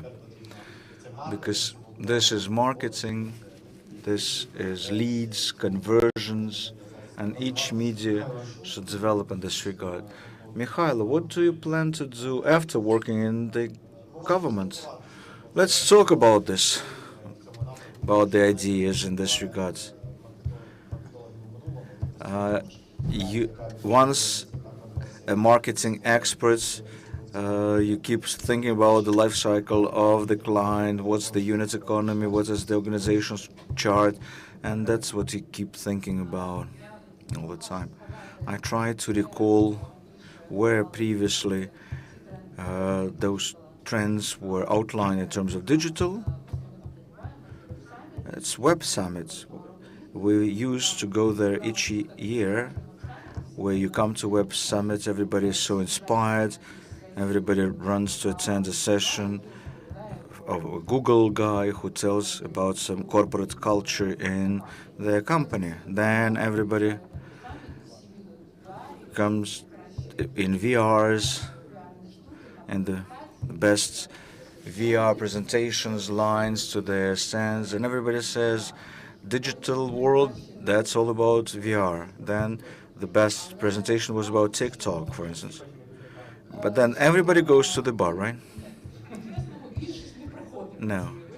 The majority never comes to those presentations. Well, how can you conduct such summits in Lisbon? But then I checked that the Ukrainian digital market never followed up on those trends. And that's why it never occurred in Ukraine. Sometimes we will get to the trend, sometimes get over it.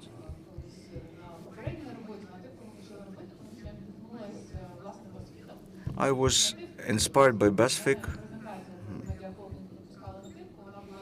and when I was launching native advertisements from newsfeed. In the time of war, with ever-changing world environment, the horizon for planning is 7 days. The trends will change. In the morning, we're in the bomb shelter. Now we're here, surreal. But Ukraine never followed the trends before. Sometimes it could fly over them. Who would tell me, for instance, now, classic media with cool TikTok? I don't know any. Problem is something. So if we talk about the media of the future, I personally believe that we would not know what media will be in even a year's time. And there might be physically more of us, and media trends in Ukraine are being changed so fast. Worldwide and even fast in Ukraine.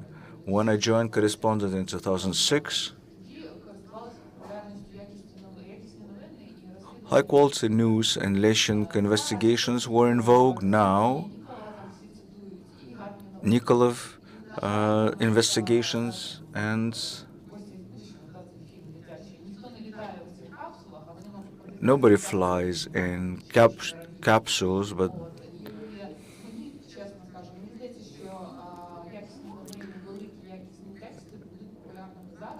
the large quality text would be in vogue now because all the classical media build their content on this. When Залужный gives interview to such media, in principle, he doesn't go to TikTok, right? Okay? Let me add something here.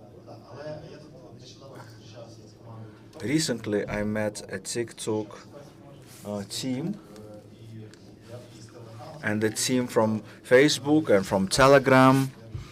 And once again, something that I tried to mention is that we do follow the trends. Our consumption policy follows the global trends and even leads it.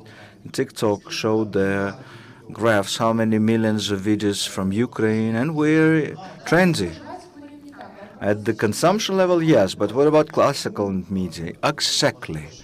That's why it's important that this marketing entrepreneurial spirit would be present in the media so that they would be able to pick up those trends.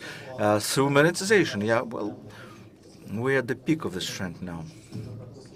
Commenting the story about classical media, it's going to be tough to guess which media on YouTube would be the most successful on the average.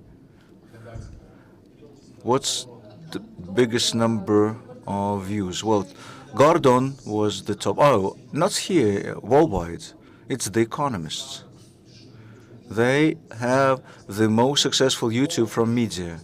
So that's quite clear. Let's not focus on it. But this is the richest platform and it's the must. You can have a high quality text, but you will have a video attached to it, a podcast and TikTok, and all this would be all parts of the business model. Fully agree with this. And trends is one thing, but multi-platforms approach is a must-have.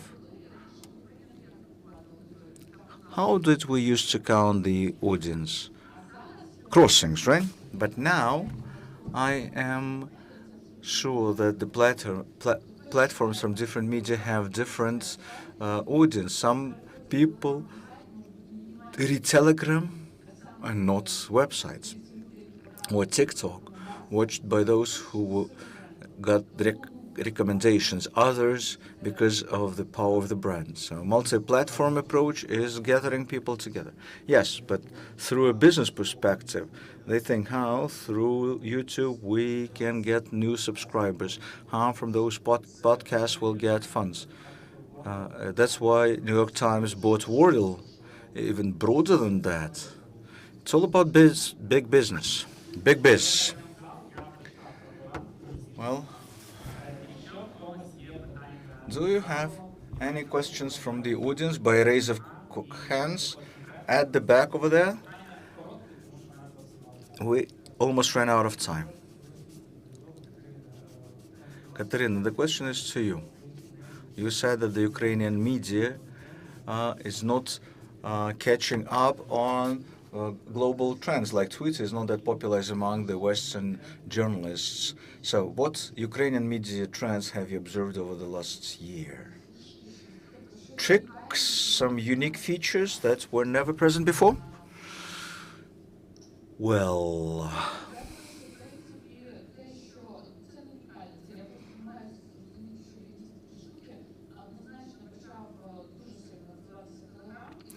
Telegram boost was something record breaking. Everybody was on Telegram within the first 3 weeks, and I was moderating it, and media were gathering in years what they received in 1 week in terms of readers and subscribers. Then there was a small pushback after this huge inflow, but still Telegram is so popular only here and with Russians and probably Iran and Kazakhstan. I just met with Meta president. He says that we're winning in all of the regions, WhatsApp, I mean.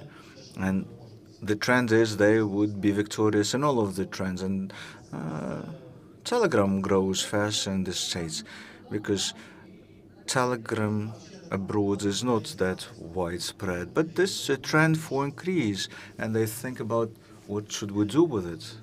And I say, change WhatsApp with XUA and watch what others do. Find Durov, get rid of Durov. So huge increase in Telegram views for all mass media, which is fast news and quite logical. But the war is not the time for some overly creative things, I believe. Because everybody learn how to react fast on things. We learn how to verify information because, yeah, unfortunately, there were so many fakes launched by us, by them. And Mikhailo mentioned our media where the news doesn't come that fast. And lots of news over YouTube, and when the peace comes, everybody wants to monetize YouTube. The number of views keeps increasing. We used to have bloggers who said the content is the most important thing, having just the camera on. While the Russian bloggers, some liberal bloggers, the quality of the picture and sound is more expensive than here. While our marketplace, and you would agree with this, the costs for production, and then if you interview a lady, then you need to spend for makeup and hair dressing. Have anybody else identified any trends? Well, I believe there's lots of Instagram media out there, 100, 200, 300 subscribers, no websites, they're only on Instagram, but become quite popular. Printed media, publications? I'm joking. Well, wartime journalism is all about the events. It's about saving lives, literally. So objectively, everything has to be fast, like Twitter and Instagram, and the boost to TikTok, and tremendous increase in the popularity of military bloggers, phenomenal increase in those numbers, the increase in the number of our military media, which has not yet happened, but this is an upcoming trend. This is a huge community, and creating military media has a potential behind it. Any further questions, please?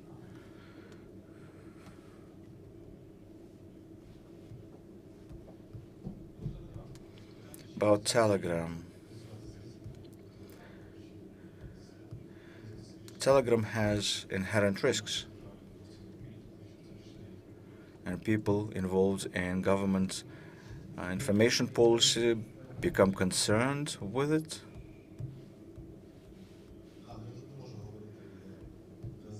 I cannot speak on behalf of all of the information policymakers, just my personal take on it. From the standpoint of the business, looking at this trend and who is behind, well, I haven't seen such risks there. But we need to do it strategically speaking. A huge focus on capitalization,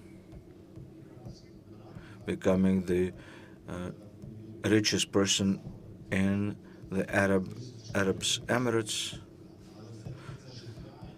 Life goes on. You need to differentiate your risks. So for media and for our communications, for instance, we try to capitalize on all of the channels, not to get into the trap. When politicians ask me what is the safest way to communicate, I say just never communicate what you might be afraid of over the media, and that's it. An interesting fact, Musk uses Signal. So we personally talk with him only over Signal. And talking to him, he says, do you have iPhone installed cyber protection software when you are not allowed to open certain websites? And he says, that's why let's use Signal, while other politicians use WhatsApp. But I believe from the standpoint of strategic development, we can see that Telegram is taking huge leaps forward. There are risks in every technology, but I do not see any conspiracy in that. Of course, we need to use authentication. We still need to have cloud passwords and do all the other basic security things. And also we, of course, need to be good citizens, not to be communicating wherever we are.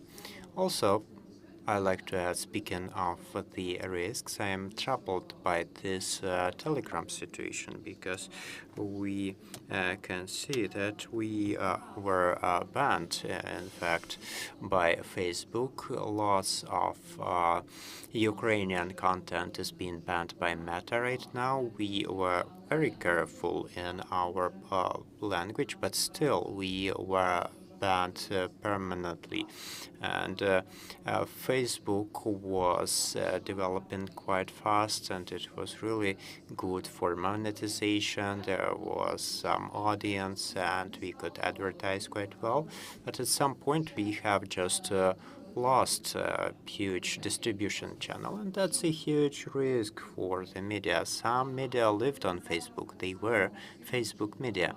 And right now, we are getting stronger on Telegram, but I'm indeed afraid of the fact that at some point this channel can be stolen.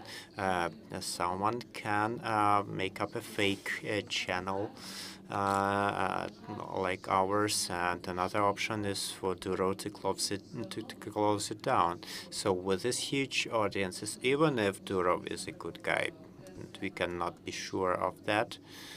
At some point, TSN had a huge channel, the largest Ukrainian channel over there, and the channel was stolen. The lawyers did their best to meet someone, but still it was impossible to find anyone to speak with. We could not find Mr. Duro to speak to.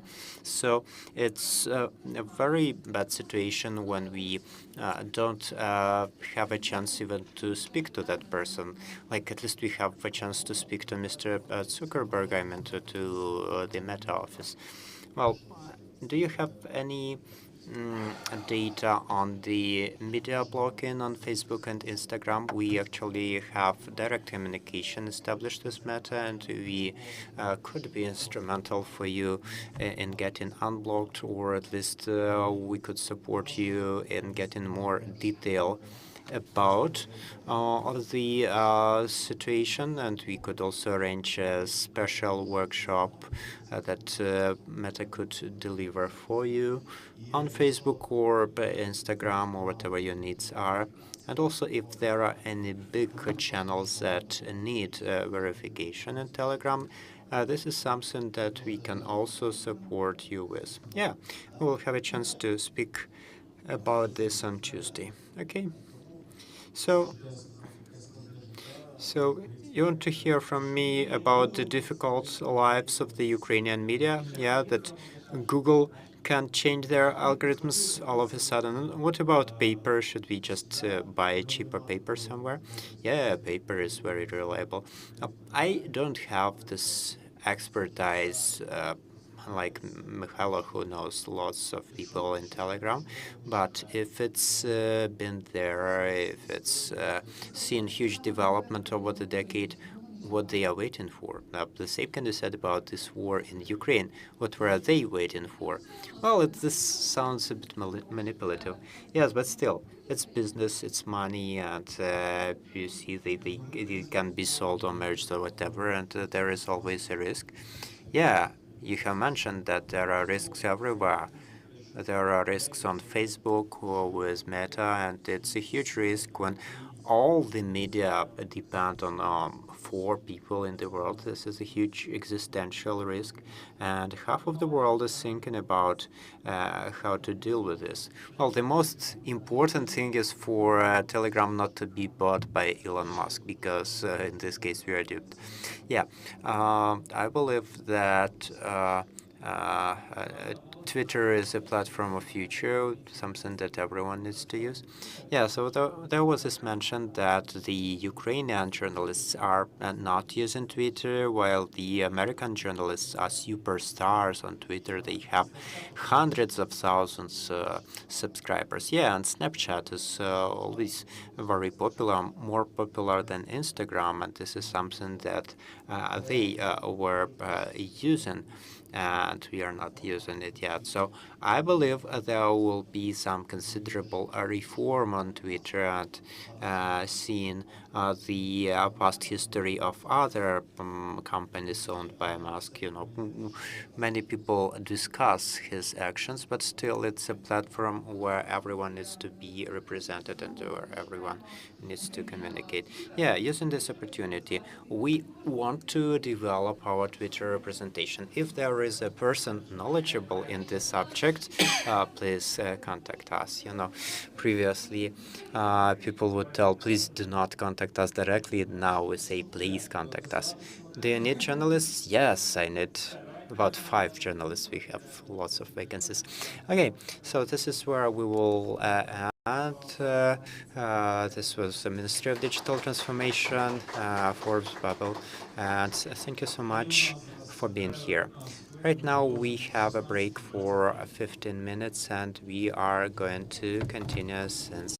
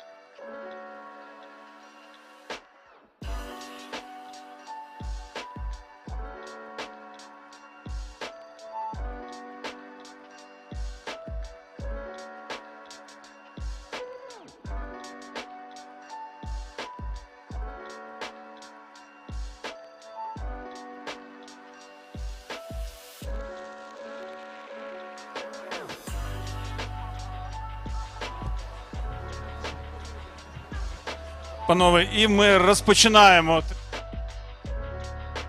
І запрошую всіх знайти зручне місце у залі.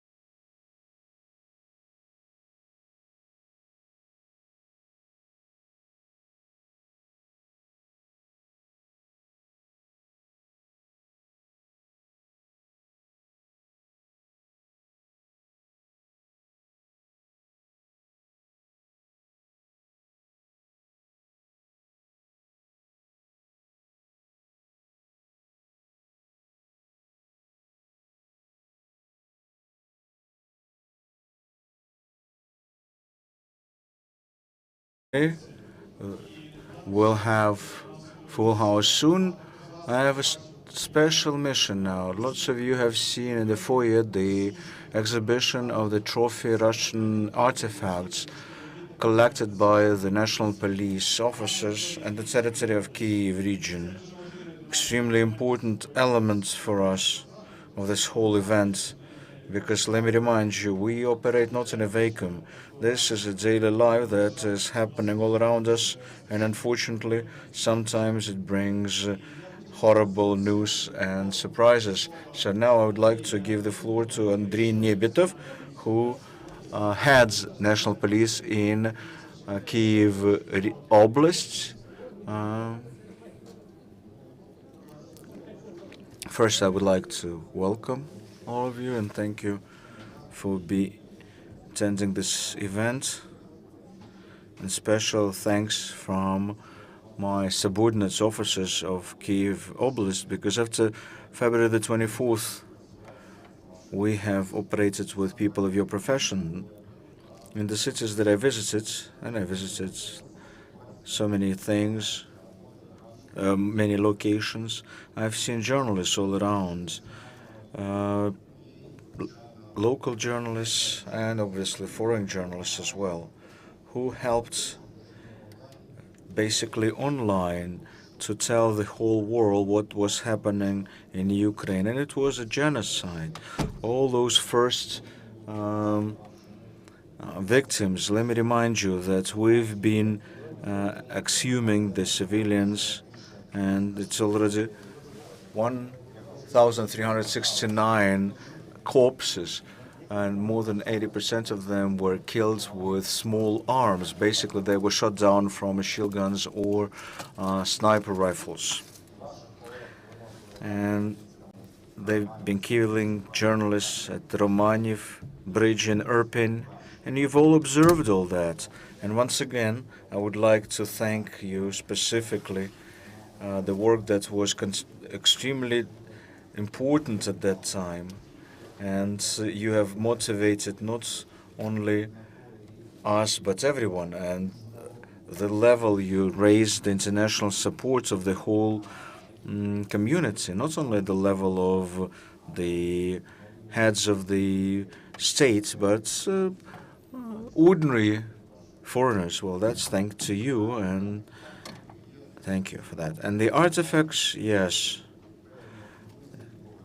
we've been under the illusion about them being the second toughest army in the world. Yeah, they have lots of hardware, weaponry, lots of bombs, but judging by those artifacts, we can see how the state treats the people, how it uses its own people for the sake of eating abominable objectives. So the police officers of Kiev region are always ready to cooperate with you. Thank you, Andrei, and I would like to add to this subject of the combination of different professions. So last year, Andrei Nebitov unwittingly became a blogger because he was telling about things, details of the work of the police. And now the floor goes to Christina, who will be moderating the final part of this discussion. Yeah, thank you. Thank you, Artem, for inviting me to moderate this discussion. The title of it is The War We Speak About. So we are going to discuss the things we tell about the war and the things we don't tell about the war, and how to speak about the war while staying true to your profession. I believe I hope this discussion will not only be a pleasant conversation for us, because I know that here we have the people who have difficult conversations. We have had them over the last months, and hopefully this event can be instrumental in making our work more effective. I would like to introduce our esteemed speakers. So we have here Mr. McKinnon from the Globe and Mail. We have Ms. Musaeva from Ukrainska Pravda, editor-in-chief. Ilya Panabarenko is representing Kyiv Independent, and Ilya Shevchenko is a former journalist, now military. So I will start with Mark. Mark, I'm here. Hello, Mark. I know that here you are today with us. You have just came back from Orikhiv, Zaporizhia region. I would like to ask you the following question. You write for the Canadian audience.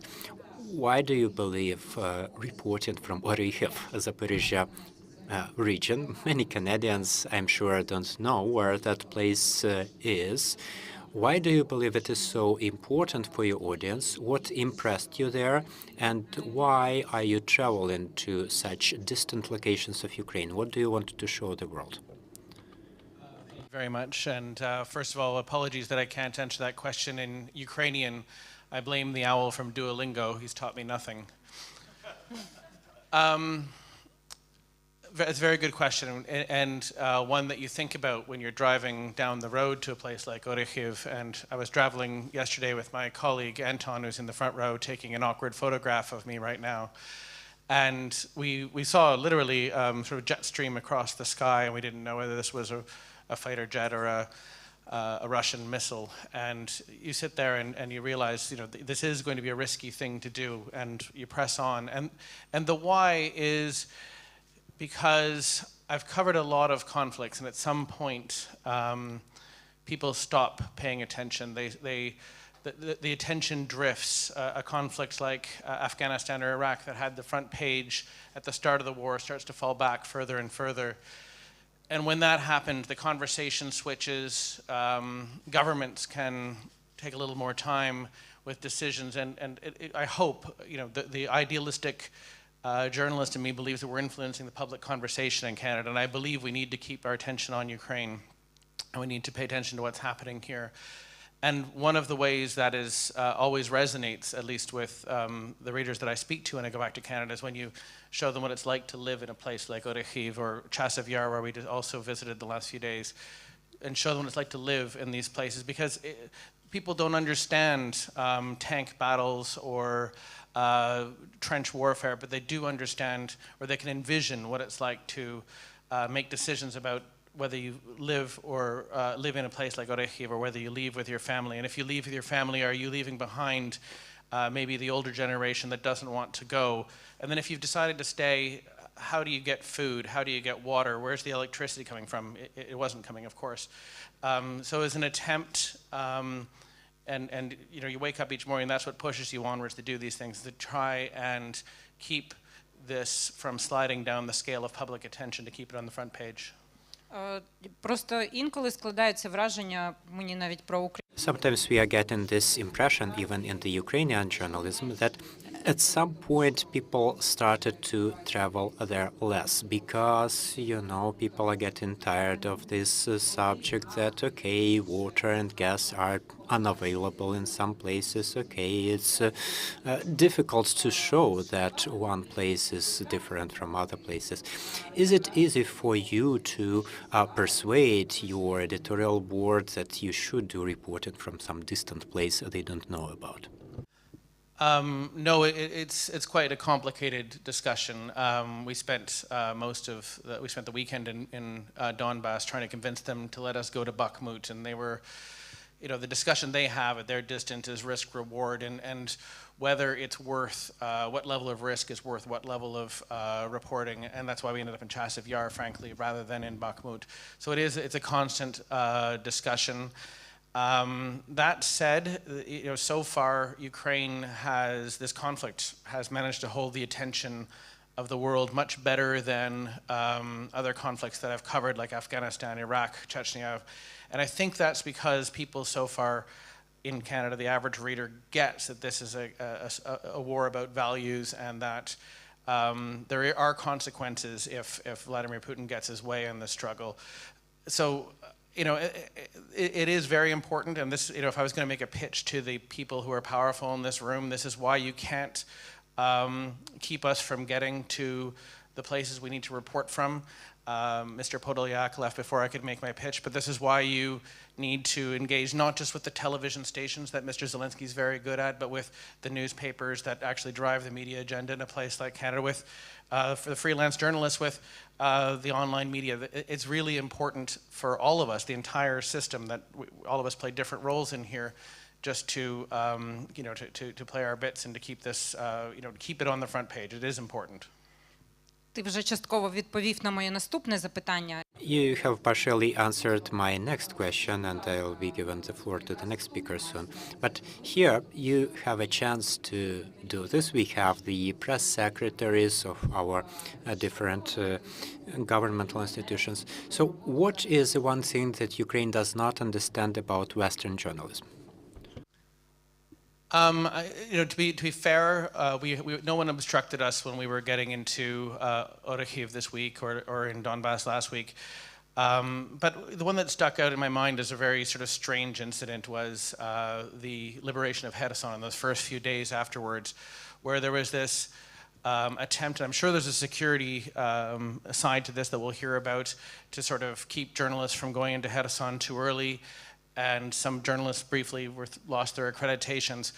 And I understand, there's a lot of levels to this, but I think what has to be kept in mind here is, if this is going to be, perceived as a struggle of values, as I said, we can't have, our editors at home going, well, what kind of censorship is happening over there? It really has to be quite clear that there isn't censorship happening here.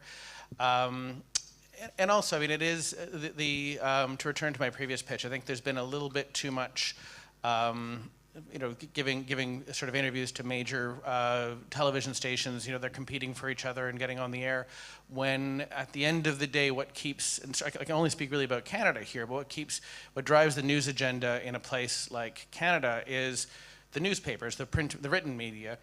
And we're spending an enormous amount of our budget being here in Ukraine right now. And we're at a moment right now where it's, should we keep spending this amount of money on Ukraine? And I obviously believe the answer is yes, but there has to be an understanding of the role not just that Christian Amanpour plays, but of how journalism works as a collective to sort of keep an issue on the at the top. Дякую тобі.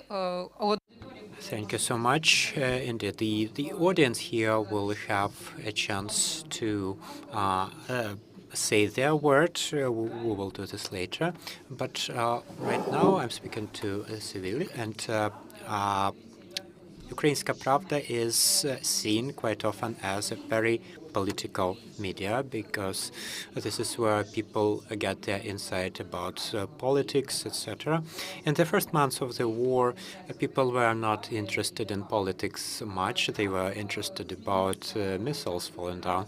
So what were the changes in the work of your editorial? Did you have any discussion about whether to cover politics at all and how to do this, and what should be the percentage of war and what should be the percentage of politics? Thank you. So the situation has changed a lot. In the first weeks of war, of course, it was a life and death situation for the country, and we, the entire board, all the journalists, and for instance, Roman Kravets and me as the editor-in-chief, we were working on this, and indeed, updating the news. The news updates was a huge workload for us in the very first weeks of the war. Also, one more thing that we always believed back then is that we should do something about Russia, about sanctions, etc. We believed that something could be done fast. And we believed that a lot of attention should be made to the Russian property, sanctions, etc. And we worked a lot on that. And in the very first weeks, I got a phone call from one of the ambassadors of one of Western countries, and they requested our list of yachts that we made up. Also, we had a list of yachts, of villas, of the oligarchs, their locations back then. Also, some diplomatic effort was involved in that process on how to make well-known Russian people make some statements. So it was quite interesting to see how we contacted some acquaintances of Ksenia Sobchak, and she said, okay, yeah, I understand everything, but I don't want to be a part of that. So then, after the liberation of Kiev region, there was the issue of mass atrocities, war crimes, tortures. Again, there was a lot of coverage on this. And then, in April, May, when there was a first chance of some possible peace treaty that could be signed, and everything changed in the very last moment after Bucha and Johnson's visit. There was a discussion of politics and the prospects of the elections, etc. And we, as journalists, started hearing that politics was still going on. And so this was a shock for us, because we were super traumatized with the war. And suddenly we learned that this sociology and everything keeps going on. And the first of such situations was this story about some tensions between the office of the president and Mr. Zaluzhny, the commander-in-chief. And so we were among the first ones to cover this, because this was a story of pressure. This was a story of some political pressure on the decisions by the military command. Many people say that it was not a good time to discuss this. So the conflict, of course, is still there, and even Western media have already covered the subject, and The Economist, for instance, was one of the ones who tried to change this configuration somehow. And thanks to the efforts of journalists, there were some successful developments. Also, speaking of the subject of corruption, I should say that we were covering not only political things, but also the corruption subject. So we have lots of investigations. This is something we used to focus on before the full-scale invasion. For some time, of course, corruption was not on the agenda, but we started to realize that corruption was still there, and there was a discussion on how to cover this and what to do with this. This is subject to discussions in many editorials because there is this self-censorship. We are thinking how not to harm the reputation of the country when we need this Western support, but we realized that corruption is harmful in any case, and if you are silent about this, we are contributing to this harm. It's thanks to us that we have not become another Russia in 2013 or 2014. So this is the popular demand. This is something that people in the front lines want to know about. When you are in the trenches in Bakhmut, you want to know what is happening there in Kiev. And when the military are learning about corruption, they are learning that it is still there, and that, for instance, in Dnipro region, the governor is sending all the contracts to some fitness trainer, and there are other similar issues. I believe the society needs to know about such things, and it's about mature journalism and mature society. We need to speak of those things. And this situation continued quite recently when the famous investigation by Yuri Nikolov was published. First, there was a big wave in the professional environment. People were saying, okay, the Rammstein, the Leopards, the Abrams tanks, this could be harmful to that success Ukraine could have. But actually, this was helpful. Actually, the Department of State was satisfied with the anti-corruption efforts by the president. They welcomed the fact that certain people lost their jobs. So it's a preventive measure that shows that people need to think about this, and also this is something that makes investigations more successful. So another question I want to ask you, your journalists are also visiting those combat areas and doing reporting from there, but people in the media say that such reporting is getting less attention, that nowadays audiences are less interested in such content. So what is your assessment? Should we send journalists to risk their lives to make content that will not be interesting to many? And what is your assessment of the necessity of such stories? Well, for us, such stories are surely important, and actually, we are even renting out an apartment in Kramatorsk to always be there, to always keep this in the center of our attention. I don't know about the situation with the views. It is different for different stories. I do understand that people are getting sick and tired of all this. I would follow suit, but I just have no choice. I have to read all of this news updates and reporting. So, for instance, our coverage of the Bakhmut situation, that's one thing that many people read.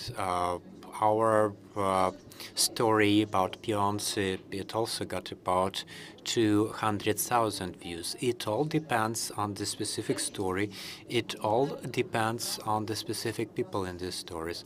So I, in person, was quite impressed with this story of the zoo. This is something that triggers me, the violence towards the animals, but this is something that did not resonate much with our audience, but this doesn't mean that we should not cover such subjects. As to safety risks, I'm trying, before sending people out, to get the background information about the state of play on the ground, so that the journalists will be feeling comfortable that they might be safe when coming to the threatening territories. Illa, a journalist from Kyiv Independent, who visits a lot the hottest places all across the country. And Ilya is the most famous Ukrainian in Twitter among the journalists. 1.2 million subscribers. I read your interview, and you said that you had 100,000 subscribers at the beginning of the full-fledged invasion. So, how should we talk to the Western audience in Twitter? What catches their interest? How did you build the approach to your presence in Twitter? I never conceptualized it, and I was never thinking about the number of subscribers. Lots of Ukrainian journalists had lots of subscribers in Twitter coming from the Western audience. Well, it's because working with the English language media, that's where I communicate most of the time, and the laws are different there. The journalism becomes more personified with the human face, so to speak. And I see the trend that people are more interested not with the brand of the publication, but the person whom they read, whose face they know, which brings us back to the times when we had anchors, radio, TV anchors in 1950s, 60s. There were a few of them, but they were superstars. They would visit every person's house at night with their messages. Their faces were well known. People lived their whole lives with them, treating them as their friends. An example would be Edward Marlowe. Have you watched this movie with George Clooney, Good Night and Good Luck? 1950s TV anchor on CBS, if I'm not mistaken. He still worked there during the battle for England, and his TV coverage was very honest and sincere. He was fighting with McCartney, witch fight, hunt people.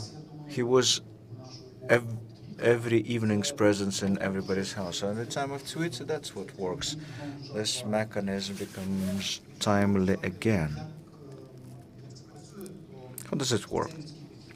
Human approach.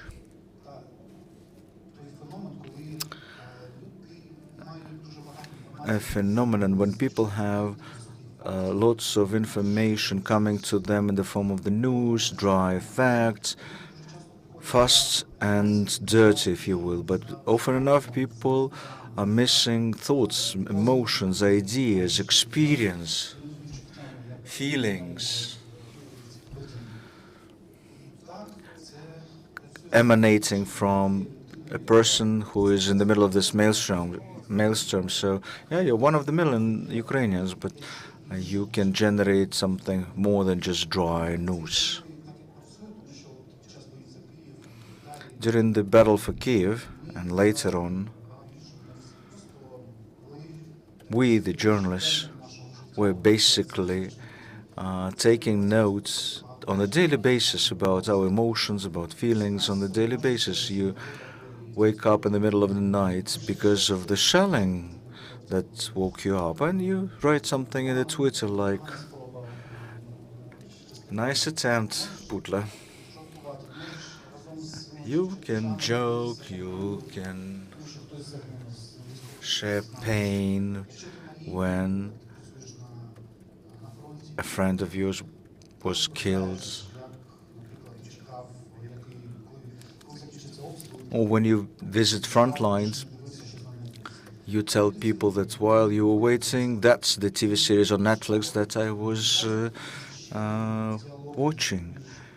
And that's why people feel that there is a dialogue between you and the Western audience. They start recognizing you like those TV anchors. They start following you, and you go through everything with your audience, and you need to stay honest. But also, you publish your articles on Twitter like a journalist, or share some videos. That's how it works. People follow you. Learn something from you, probably got inspired. And in this way, we can knock on lots of people's hearts. Lots of people wrote to me that they have a feeling that they know me for many years now, as if I'm a guy from the next block. We have an ongoing joke in our editorial office that if I haven't written in 24 hours, they start asking the viewers, what happened with him? Well, do they criticize you that you're only tweeting and not working at all? Well, I work a lot. Now I'm writing a book. That's why the number of my articles went down. But no, the editors love me. So that's how it works.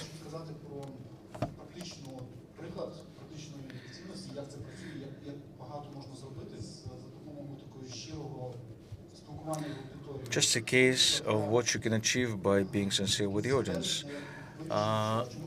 Late September, I thought to offer something new and serious to my audience. And I decided to fundraise for the treatment of the wounded soldiers. Remember, there were Azovstal soldiers, everybody was fundraising, and I thought that we might help somebody. So in 5 years' time, I made a PayPal account. In 5 or 6 days, people brought $136,000. I couldn't tackle all the amounts in one time. So lots of people would send a person whom they know on Twitter. Have never probably seen my profile picture, but they send 150, 500, $1,000. Yeah, they're helping Ukraine, but they know me only from Twitter, so I'm an unknown person whom they think they know. That's just one practical case how being honest and sincere in talking to your audience could help. Thank you. You will be able to ask more questions, and Artem, you've worked as a journalist, then you worked with the internal ministry, helped them with the communications. Now you were in the armed forces, so you could have observed everything under different angles. So do you have any criticism of how the Ukrainian or Western journalists are covering this war? Probably they are not covering something that they should. The armed forces is a huge structure with lots of problems. Probably the soldiers want some topics to be covered. So, an insider's take. Well, it's an international panel, so let me start with an international aspect. This is a war that is as intense as the Second World War. Well, that one was of a bigger scale, but still no other intense war has ever happened before. But the coalition only grows stronger thanks to what Ilya and Martin on this panel are doing. Why? Because it's important to work with the international audiences, because in this way you influence the local taxpayers who influence local politicians who pass political decisions, which, as we can observe, are gradually more supportive. Just imagine if such support would be back when they were started, 2014. And it's not surprising that the top brass, the senior political and military authorities work with foreign audience, giving interviews to them. Why? So that their support would not dwindle out, but only become stronger. Let's look at the global situation. So, did anything happen in the war that draws more attention than our war? No. Nothing happened like that. On the one hand, that's bad. That means that the war goes on still, and we all suffer daily. But from the communication standpoint, it has a positive effect, because there is nothing more interesting to the international audience's attention. That's why those who cater to the international audience do a colossal work, and great words of thanks go to them. Supporting this level of attention is important, and keeping it at the highest intensity level. They have all the trump cards in their hands, because they understand better the international audiences. Now, as to the domestic market, here things are quite straightforward. A journalist, by doing what he or she is doing, do you bring the victory nearer or slow it down? A philosophical question indeed, and you can argue whether this is the influence of certain article might help the victory, but it definitely doesn't have to harm the victory, globally speaking. And I believe the toughest challenge, and that's what the first panel was discussing, which had a sociological take to it,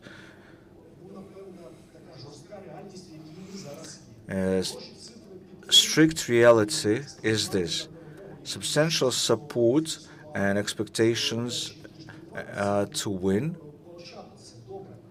which kept increasing from the first weeks. But if we look at the recent surveys, I don't believe for the upcoming couple of months, or as long as we would keep fighting, that the level of belief in our victory would not go more pessimistic. And what Mr. Dickey said in the society, I don't know how to measure it, but since he articulated it so well, within the society, I believe there is ever-increasing number of people that we're winning. And this expectation as victory is standing outside the door. And some people even believe that we are almost born, but no, far from this. So the only clear criterion is whether journalist helps to bring the victory close or not. It doesn't matter which genre you write your article, even though this is also important, but whether it promotes and encourages people in the society at large to be ready for the victory, and to be ready to invest in this victory in whichever way possible. Donations, personal participation. The level of mobilization readiness is so high right now that we should recognize that even if there is any potential mobilization efforts on the part of our enemies, we can react with our own mobilization efforts. So all the media people, we all should try with each of our materials. Sorry, Nikolov, where are you leaving? I want to give you the floor now. Are you okay? You'll be back. So it's important that each article in the society there will be the increased number of people to A, go and serve, B, help those who are serving, C, in any way possible to bring the victory closer. And there might be a couple of options how to do so. This is not an easy task indeed. And what we need is the great number of interesting genres that could inspire people to go and serve. Of course, movies, and this is a huge process and long way to go, but we need our own cool, patriotic movies. Well, but we're about journalism here. Yes, but I'm talking about media. We need great documentaries and various genres about different stories, which are numerous. The stories of victory at various stages of the war in the various regions of the country. By the way, we are almost finalizing together with the Ministry of Culture and Informational Policy and the Intelligence Department of the Ministry of Defense, the trilogy, the Ukrainian intelligence operating at the land, the sea, and in the air. So the 3 examples of operations in 3 different environments where military intelligence was successful. So documentaries, good, high-quality articles, creating heroes that you want to follow as an example.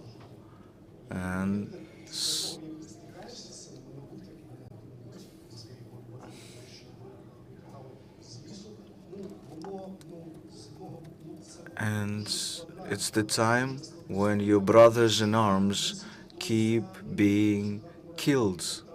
And we need to recognize that they need to be substituted with more manpower, not only wounded or dead, but those who are exhausted, who need to get back after the tour. So this perseverance of the society with their personal individual readiness to help the war effort. We need continuous discussion how to best do this. And if a journalist says, yeah, what I'm writing about will help this effort, will help the people to believe in the victory and be proactive in bringing this victory closer through mobilization, among other things, we'll have a positive outcome because we haven't won yet. And this is my appeal to everyone. Please acknowledge and recognize this. Yes, there's a room for discussion with the audience. Yuri Nikonov, I have the following question to you. Yuri wrote the article about the procurement of eggs, namely the price that the Ministry of Defense paid for it, even though this ministry, as we believe, brought this our victory closer, the ministry that fights for this victory. But as a journalist, as a Ukrainian, as a citizen, have you had any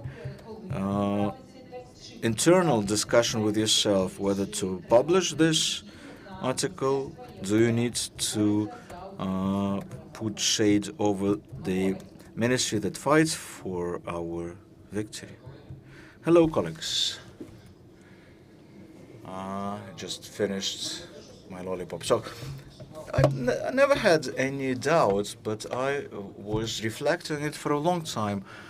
I have received 1 week from the Ministry of Defense for their response, and before that we had certain time when we communicated on this topic with a number of government institutions. I personally did a lot for this article not to be published, but I was finally convinced that it's about 13 billion, and it's just one contract that I know of. But there are other parts of Ukraine covered by other contracts, so even those funds are spent, and people forget about this. The funds were not spent. They were supposed to be spent as of February the 1st. So I had a deadline to publish it after Ramstein to begin with, not to shoot in your own leg, but before the February the 1st. So a narrow window of opportunity, and I was thinking a lot about this, reflecting about at the psychological level, what I'm afraid more, some criticism of what I did. So what if 6 billion hryvnias get stolen, and this is a huge amount of money. This is something we can use to buy military equipment to destroy thousands of Russians. But otherwise, if this money is stolen, we become physically weakened. And of course, if Russians get here, I will have no chance. And so this was a very difficult choice to make. And once we heard some signals from the government, when I saw the response of the Ministry of Defense, we have sent in a request, and the very next day we are seeing this press release, and they say, okay, some fake news is expected to arrive, some fake news against the ministry. I understood the kind of response we were to expect, although I had sincere expectations that, the team of Reznikov could suddenly come back to normal. If there is no corruption happening, if there is just some technical mistake about those acts, they could just come up with some simple explanations, and I could understand every explanations they made, and I understood even that stupid explanation they provided later, and they even tried to draw away attention from the potatoes, where potatoes cost 8 hryvnias in the stores and 22 hryvnias in the military procurement. Yeah, I had lots of fears that people will misunderstand this, and Russians will use this for their purposes. So I wanted to publish this after the most recent Rammstein, and I don't know how people could perceive it, because we are all in our Facebook bullets, Facebook bubbles, and also there are these stereotypes that Ukrainians are tolerant towards corruption, that we are ready to close our eyes on corruption in exchange for cheap prices for utilities. And there is this old habit to blame the sources for trying to for the attempts of libel. And this is a trick they used in Russia. Where is Navalny right now? Well, that's he's in prison, but also because of the fake information from their sources, Putin is also losing this war. So we have here two types of enemies: the occupiers and the corrupt people. So I was worried about this situation, but quite soon I understood that the choice I made was the correct one, and I started getting messages, including messages from the front lines, and people understood everything quite well. If we don't count in the bots or people who are just afraid, I'm afraid too. And being afraid is not the best condition in which one can make the best decisions. And then people started to interview me, and I was interviewed by many international media, the most advanced media in the world, and everyone had a normal perception of this. It's not a story of corruption. It's a story about fighting against corruption. If I published this after February 1st, I would have to say that, okay, some money is being already stolen in the army. But here, the West sees that Ukraine is fighting corruption. This is something that they wanted all the time. This is something for which the money was invested into NACP and SAP, etc. So you could see the response of the Department of State and of President Biden. So the Abrams and Leopard tanks are on the way here. And I also had this stereotype because in the beginning of this war, Nashi Groshi, as well as other media, did not cover corruption. And we only wrote about sanctions against Russia. I didn't even go to Prozoro, but after that, I came back and we realized that people are coming back to their old practices. And this decision to make the story public, it was based on several preconditions. I understood very tangibly that these corrupt people do not understand the situation. They believe they live in some different country. Like this today's story with Mykola Tищенko. Well, we are here. He was noticed in Thailand, and suddenly he decides to leave the Sluha Narodu party. And we can see that something is shifting in the consciousness of Mr. Zelensky. Okay, so if they don't understand things at once, we can make them understand things. And I am totally satisfied with the outcomes of the story. It was great. And yeah, we still have some time left. Unfortunately, Civil has to leave us, but we have indeed here in this room press officers who help us a lot, help us get to places. But maybe you have something to share with the journalists. Maybe you have some ideas on how to improve our cooperation. Maybe you could voice some criticism, or instead you could say that everything works well. I will not call you out, but if you have anything to say, please do. And no one. And what about our intelligence people? Do you have something to say? Yeah, please. Please. Thank you. I am Igor Kouros, International Ivan Franko Foundation. We listened to the first panel, and I got the impression that we already have the victory in this war, and we already are thinking about the future media that will exist after the war.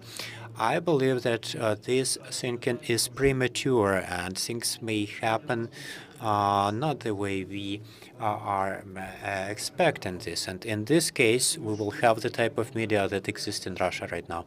So I agree with Artem that the media need to work now with the intention for us to win in this war, and then the market will have its say. We could have the oligarchic media as we used to have before, or if we have the market, we will have the market media. So my question goes to the participants in this panel. Have you seen here in Ukraine any principles developed for journalists and with the journalists to support Ukraine in getting closer to its victory without being silent about some of the pressing issues in the society that bring us further away from the victory? Thank you. So let's collect some more questions and then answer all together. Do you have? Yeah, I see Roman Vintonyev. Yeah, I actually had a question I asked, I needed to ask from the ministry, and right now we are trying to kind of relaunch communication with the ministry, and hopefully the communication with journalists will improve. We are right now in the middle of this transition, and surely maybe in this very room we will have, or in this very building, we will have some platforms to have exchange between the journalists and the ministry, the journalists and the army, etc. So those cases, like the one that Yuri has introduced right now, will be discussed and maybe avoid it altogether. So this should be a platform where we would find something in common, because all of us are working for the victory, and this is something that we should strive for together, although we are doing different things. Okay, I hope that you are you are mentally noting down all the questions, and maybe one more question from the floor. Thank you. I am Sergei Ritsenko. I work for the press service of the EU delegation, but please do not interpret my question as a question of the representative of the EU delegation. I just represent the media uh, industry of Ukraine. Thank you for this wonderful session. Thank you, everyone who has stayed here till the end of this session. I do support Artem and his opinion that a lot of work has been done to make sure this hashtag Stand With Ukraine is not just a hashtag. Now, adding to his idea of what we should do, I would like to speak on the war fatigue.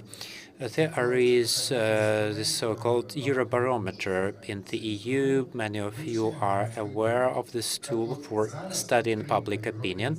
And right now, the support of Europeans for the Ukrainian cause is up to 75%, and this includes, the sanctions against Russia, etc., etc. And who do you think is supporting Ukraine most?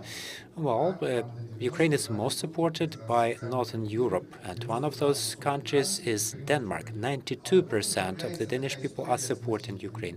But then we are getting the story of Matilda Kilmer, and I would like to ask for your opinion. What was done correctly and what was done incorrectly? Yeah, well, once again, so this was a well-known Danish journalist who lost her accreditation and then got it back, but there was a huge discussion in Denmark about this case. And, well, maybe some more questions. Hello, everyone. I'm Leonid Fedorovsky, C International. I would like to express gratitude for your work, and I'm pleased to hear this motivational and clear message about this new informational society approach.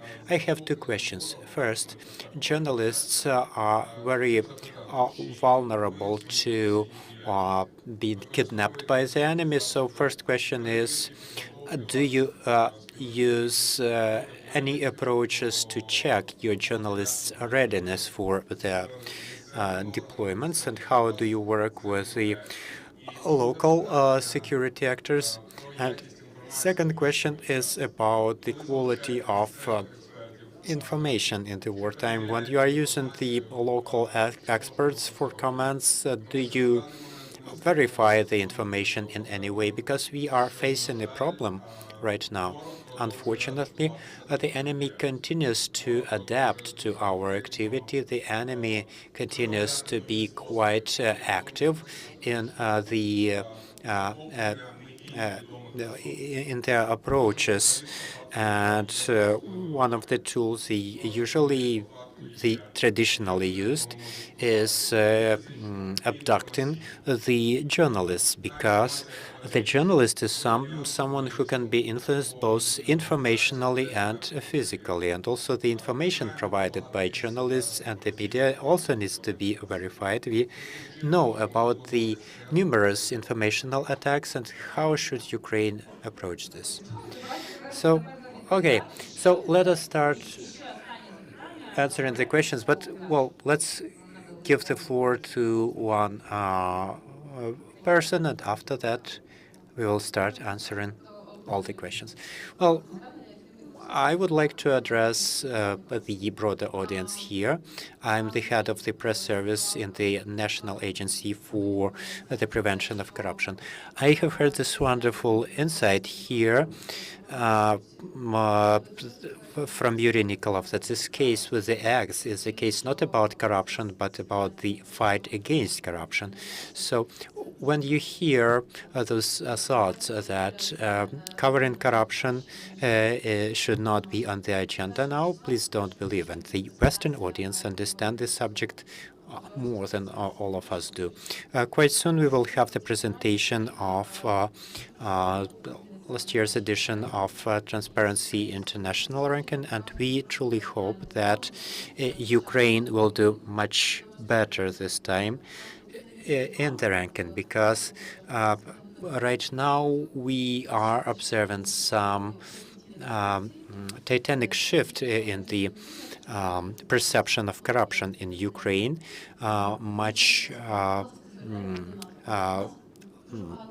Much fewer people are ready to tolerate corruption. And we actually have lots of stories on different corruption risks in the Ministry of Defense and in other places. The corruption is still there. It's just the forms of corruption change. But the Russian narrative that Ukraine is a corrupt state, it's, of course, overstated. So the difference in the perception of corruption is huge. So like about 7% of Ukrainians actually face corruption, and over 60% of Ukrainians believe it's a huge problem here in the country. So, dear colleagues, I hope you were able to remember at least some of the questions, and now we'll give you a chance to respond to at least some of them. Yeah, you're the first. I will speak of the values because we spoke about the values and the system of values here. I believe we should not invent any values here. We should not impose any values in the centralized way. It doesn't work this way. These values have been there since the first journalist has wrote its first text. And it's about honesty, integrity, the general human values, and the desire to make this world better. These are the values thanks to which each honest journalist is working, and the things that are happening right now is serving those values. So the colleague who described the possible corrupt schemes in the Ministry of Defense, it's not intended to hinder Ukraine. It's intended to support Ukraine, because when we discuss the problems, we make our armed forces stronger. So this is why I'm traveling to Bakhmut. This is why I'm spending time with the artillery people and the pilots. I am covering the story of not having enough ammunition and equipment. So, but I cover the difficulties in the life of the infantry and the artillery support they need.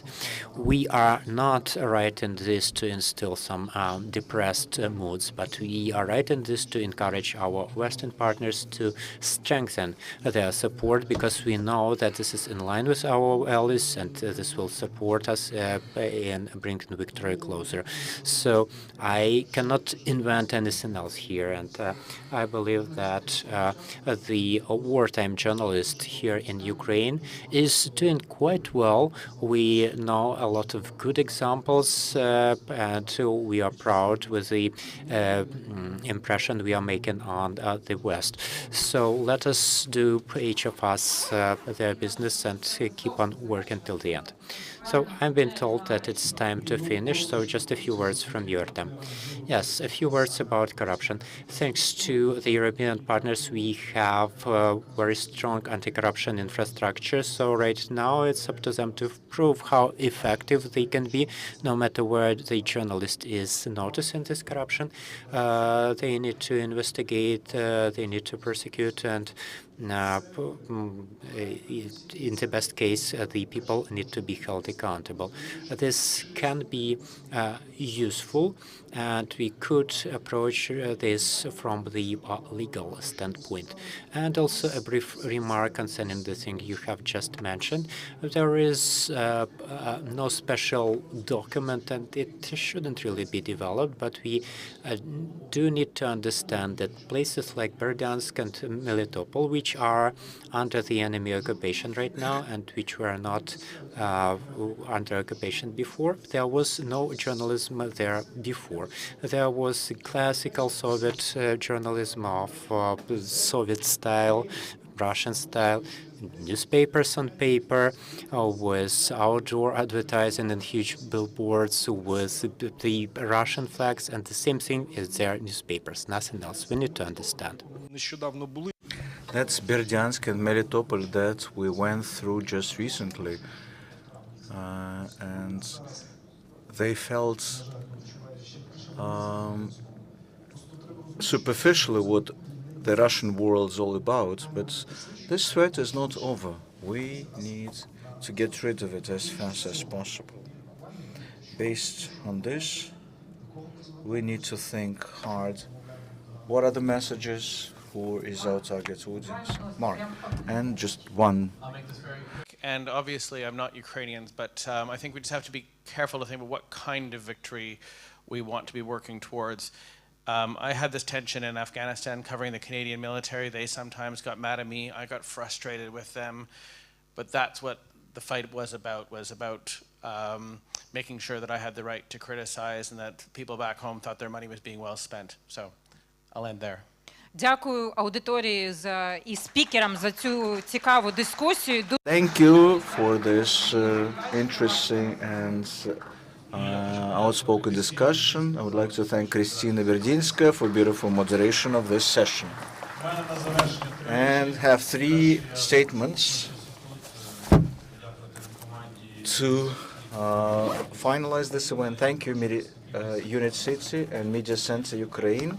So please, the logistics team, those who were present here, come here, and I would like to thank you for being here with us today.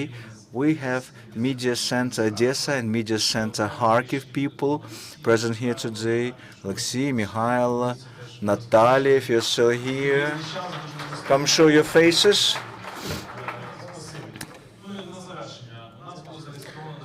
We had 300 people registered for this event.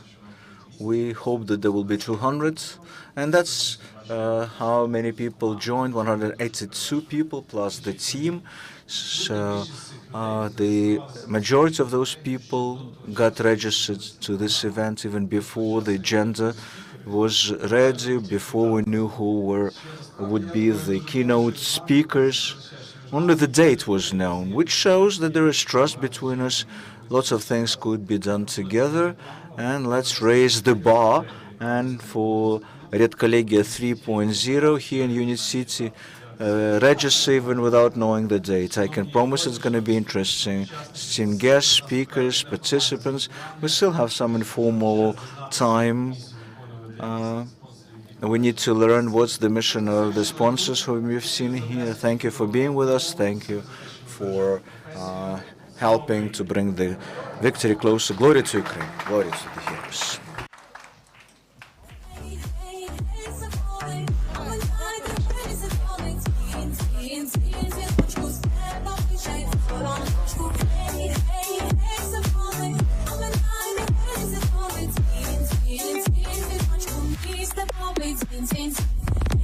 Там, де чорні води, сів на коня козак молодий, плаче молода дівчина, їде.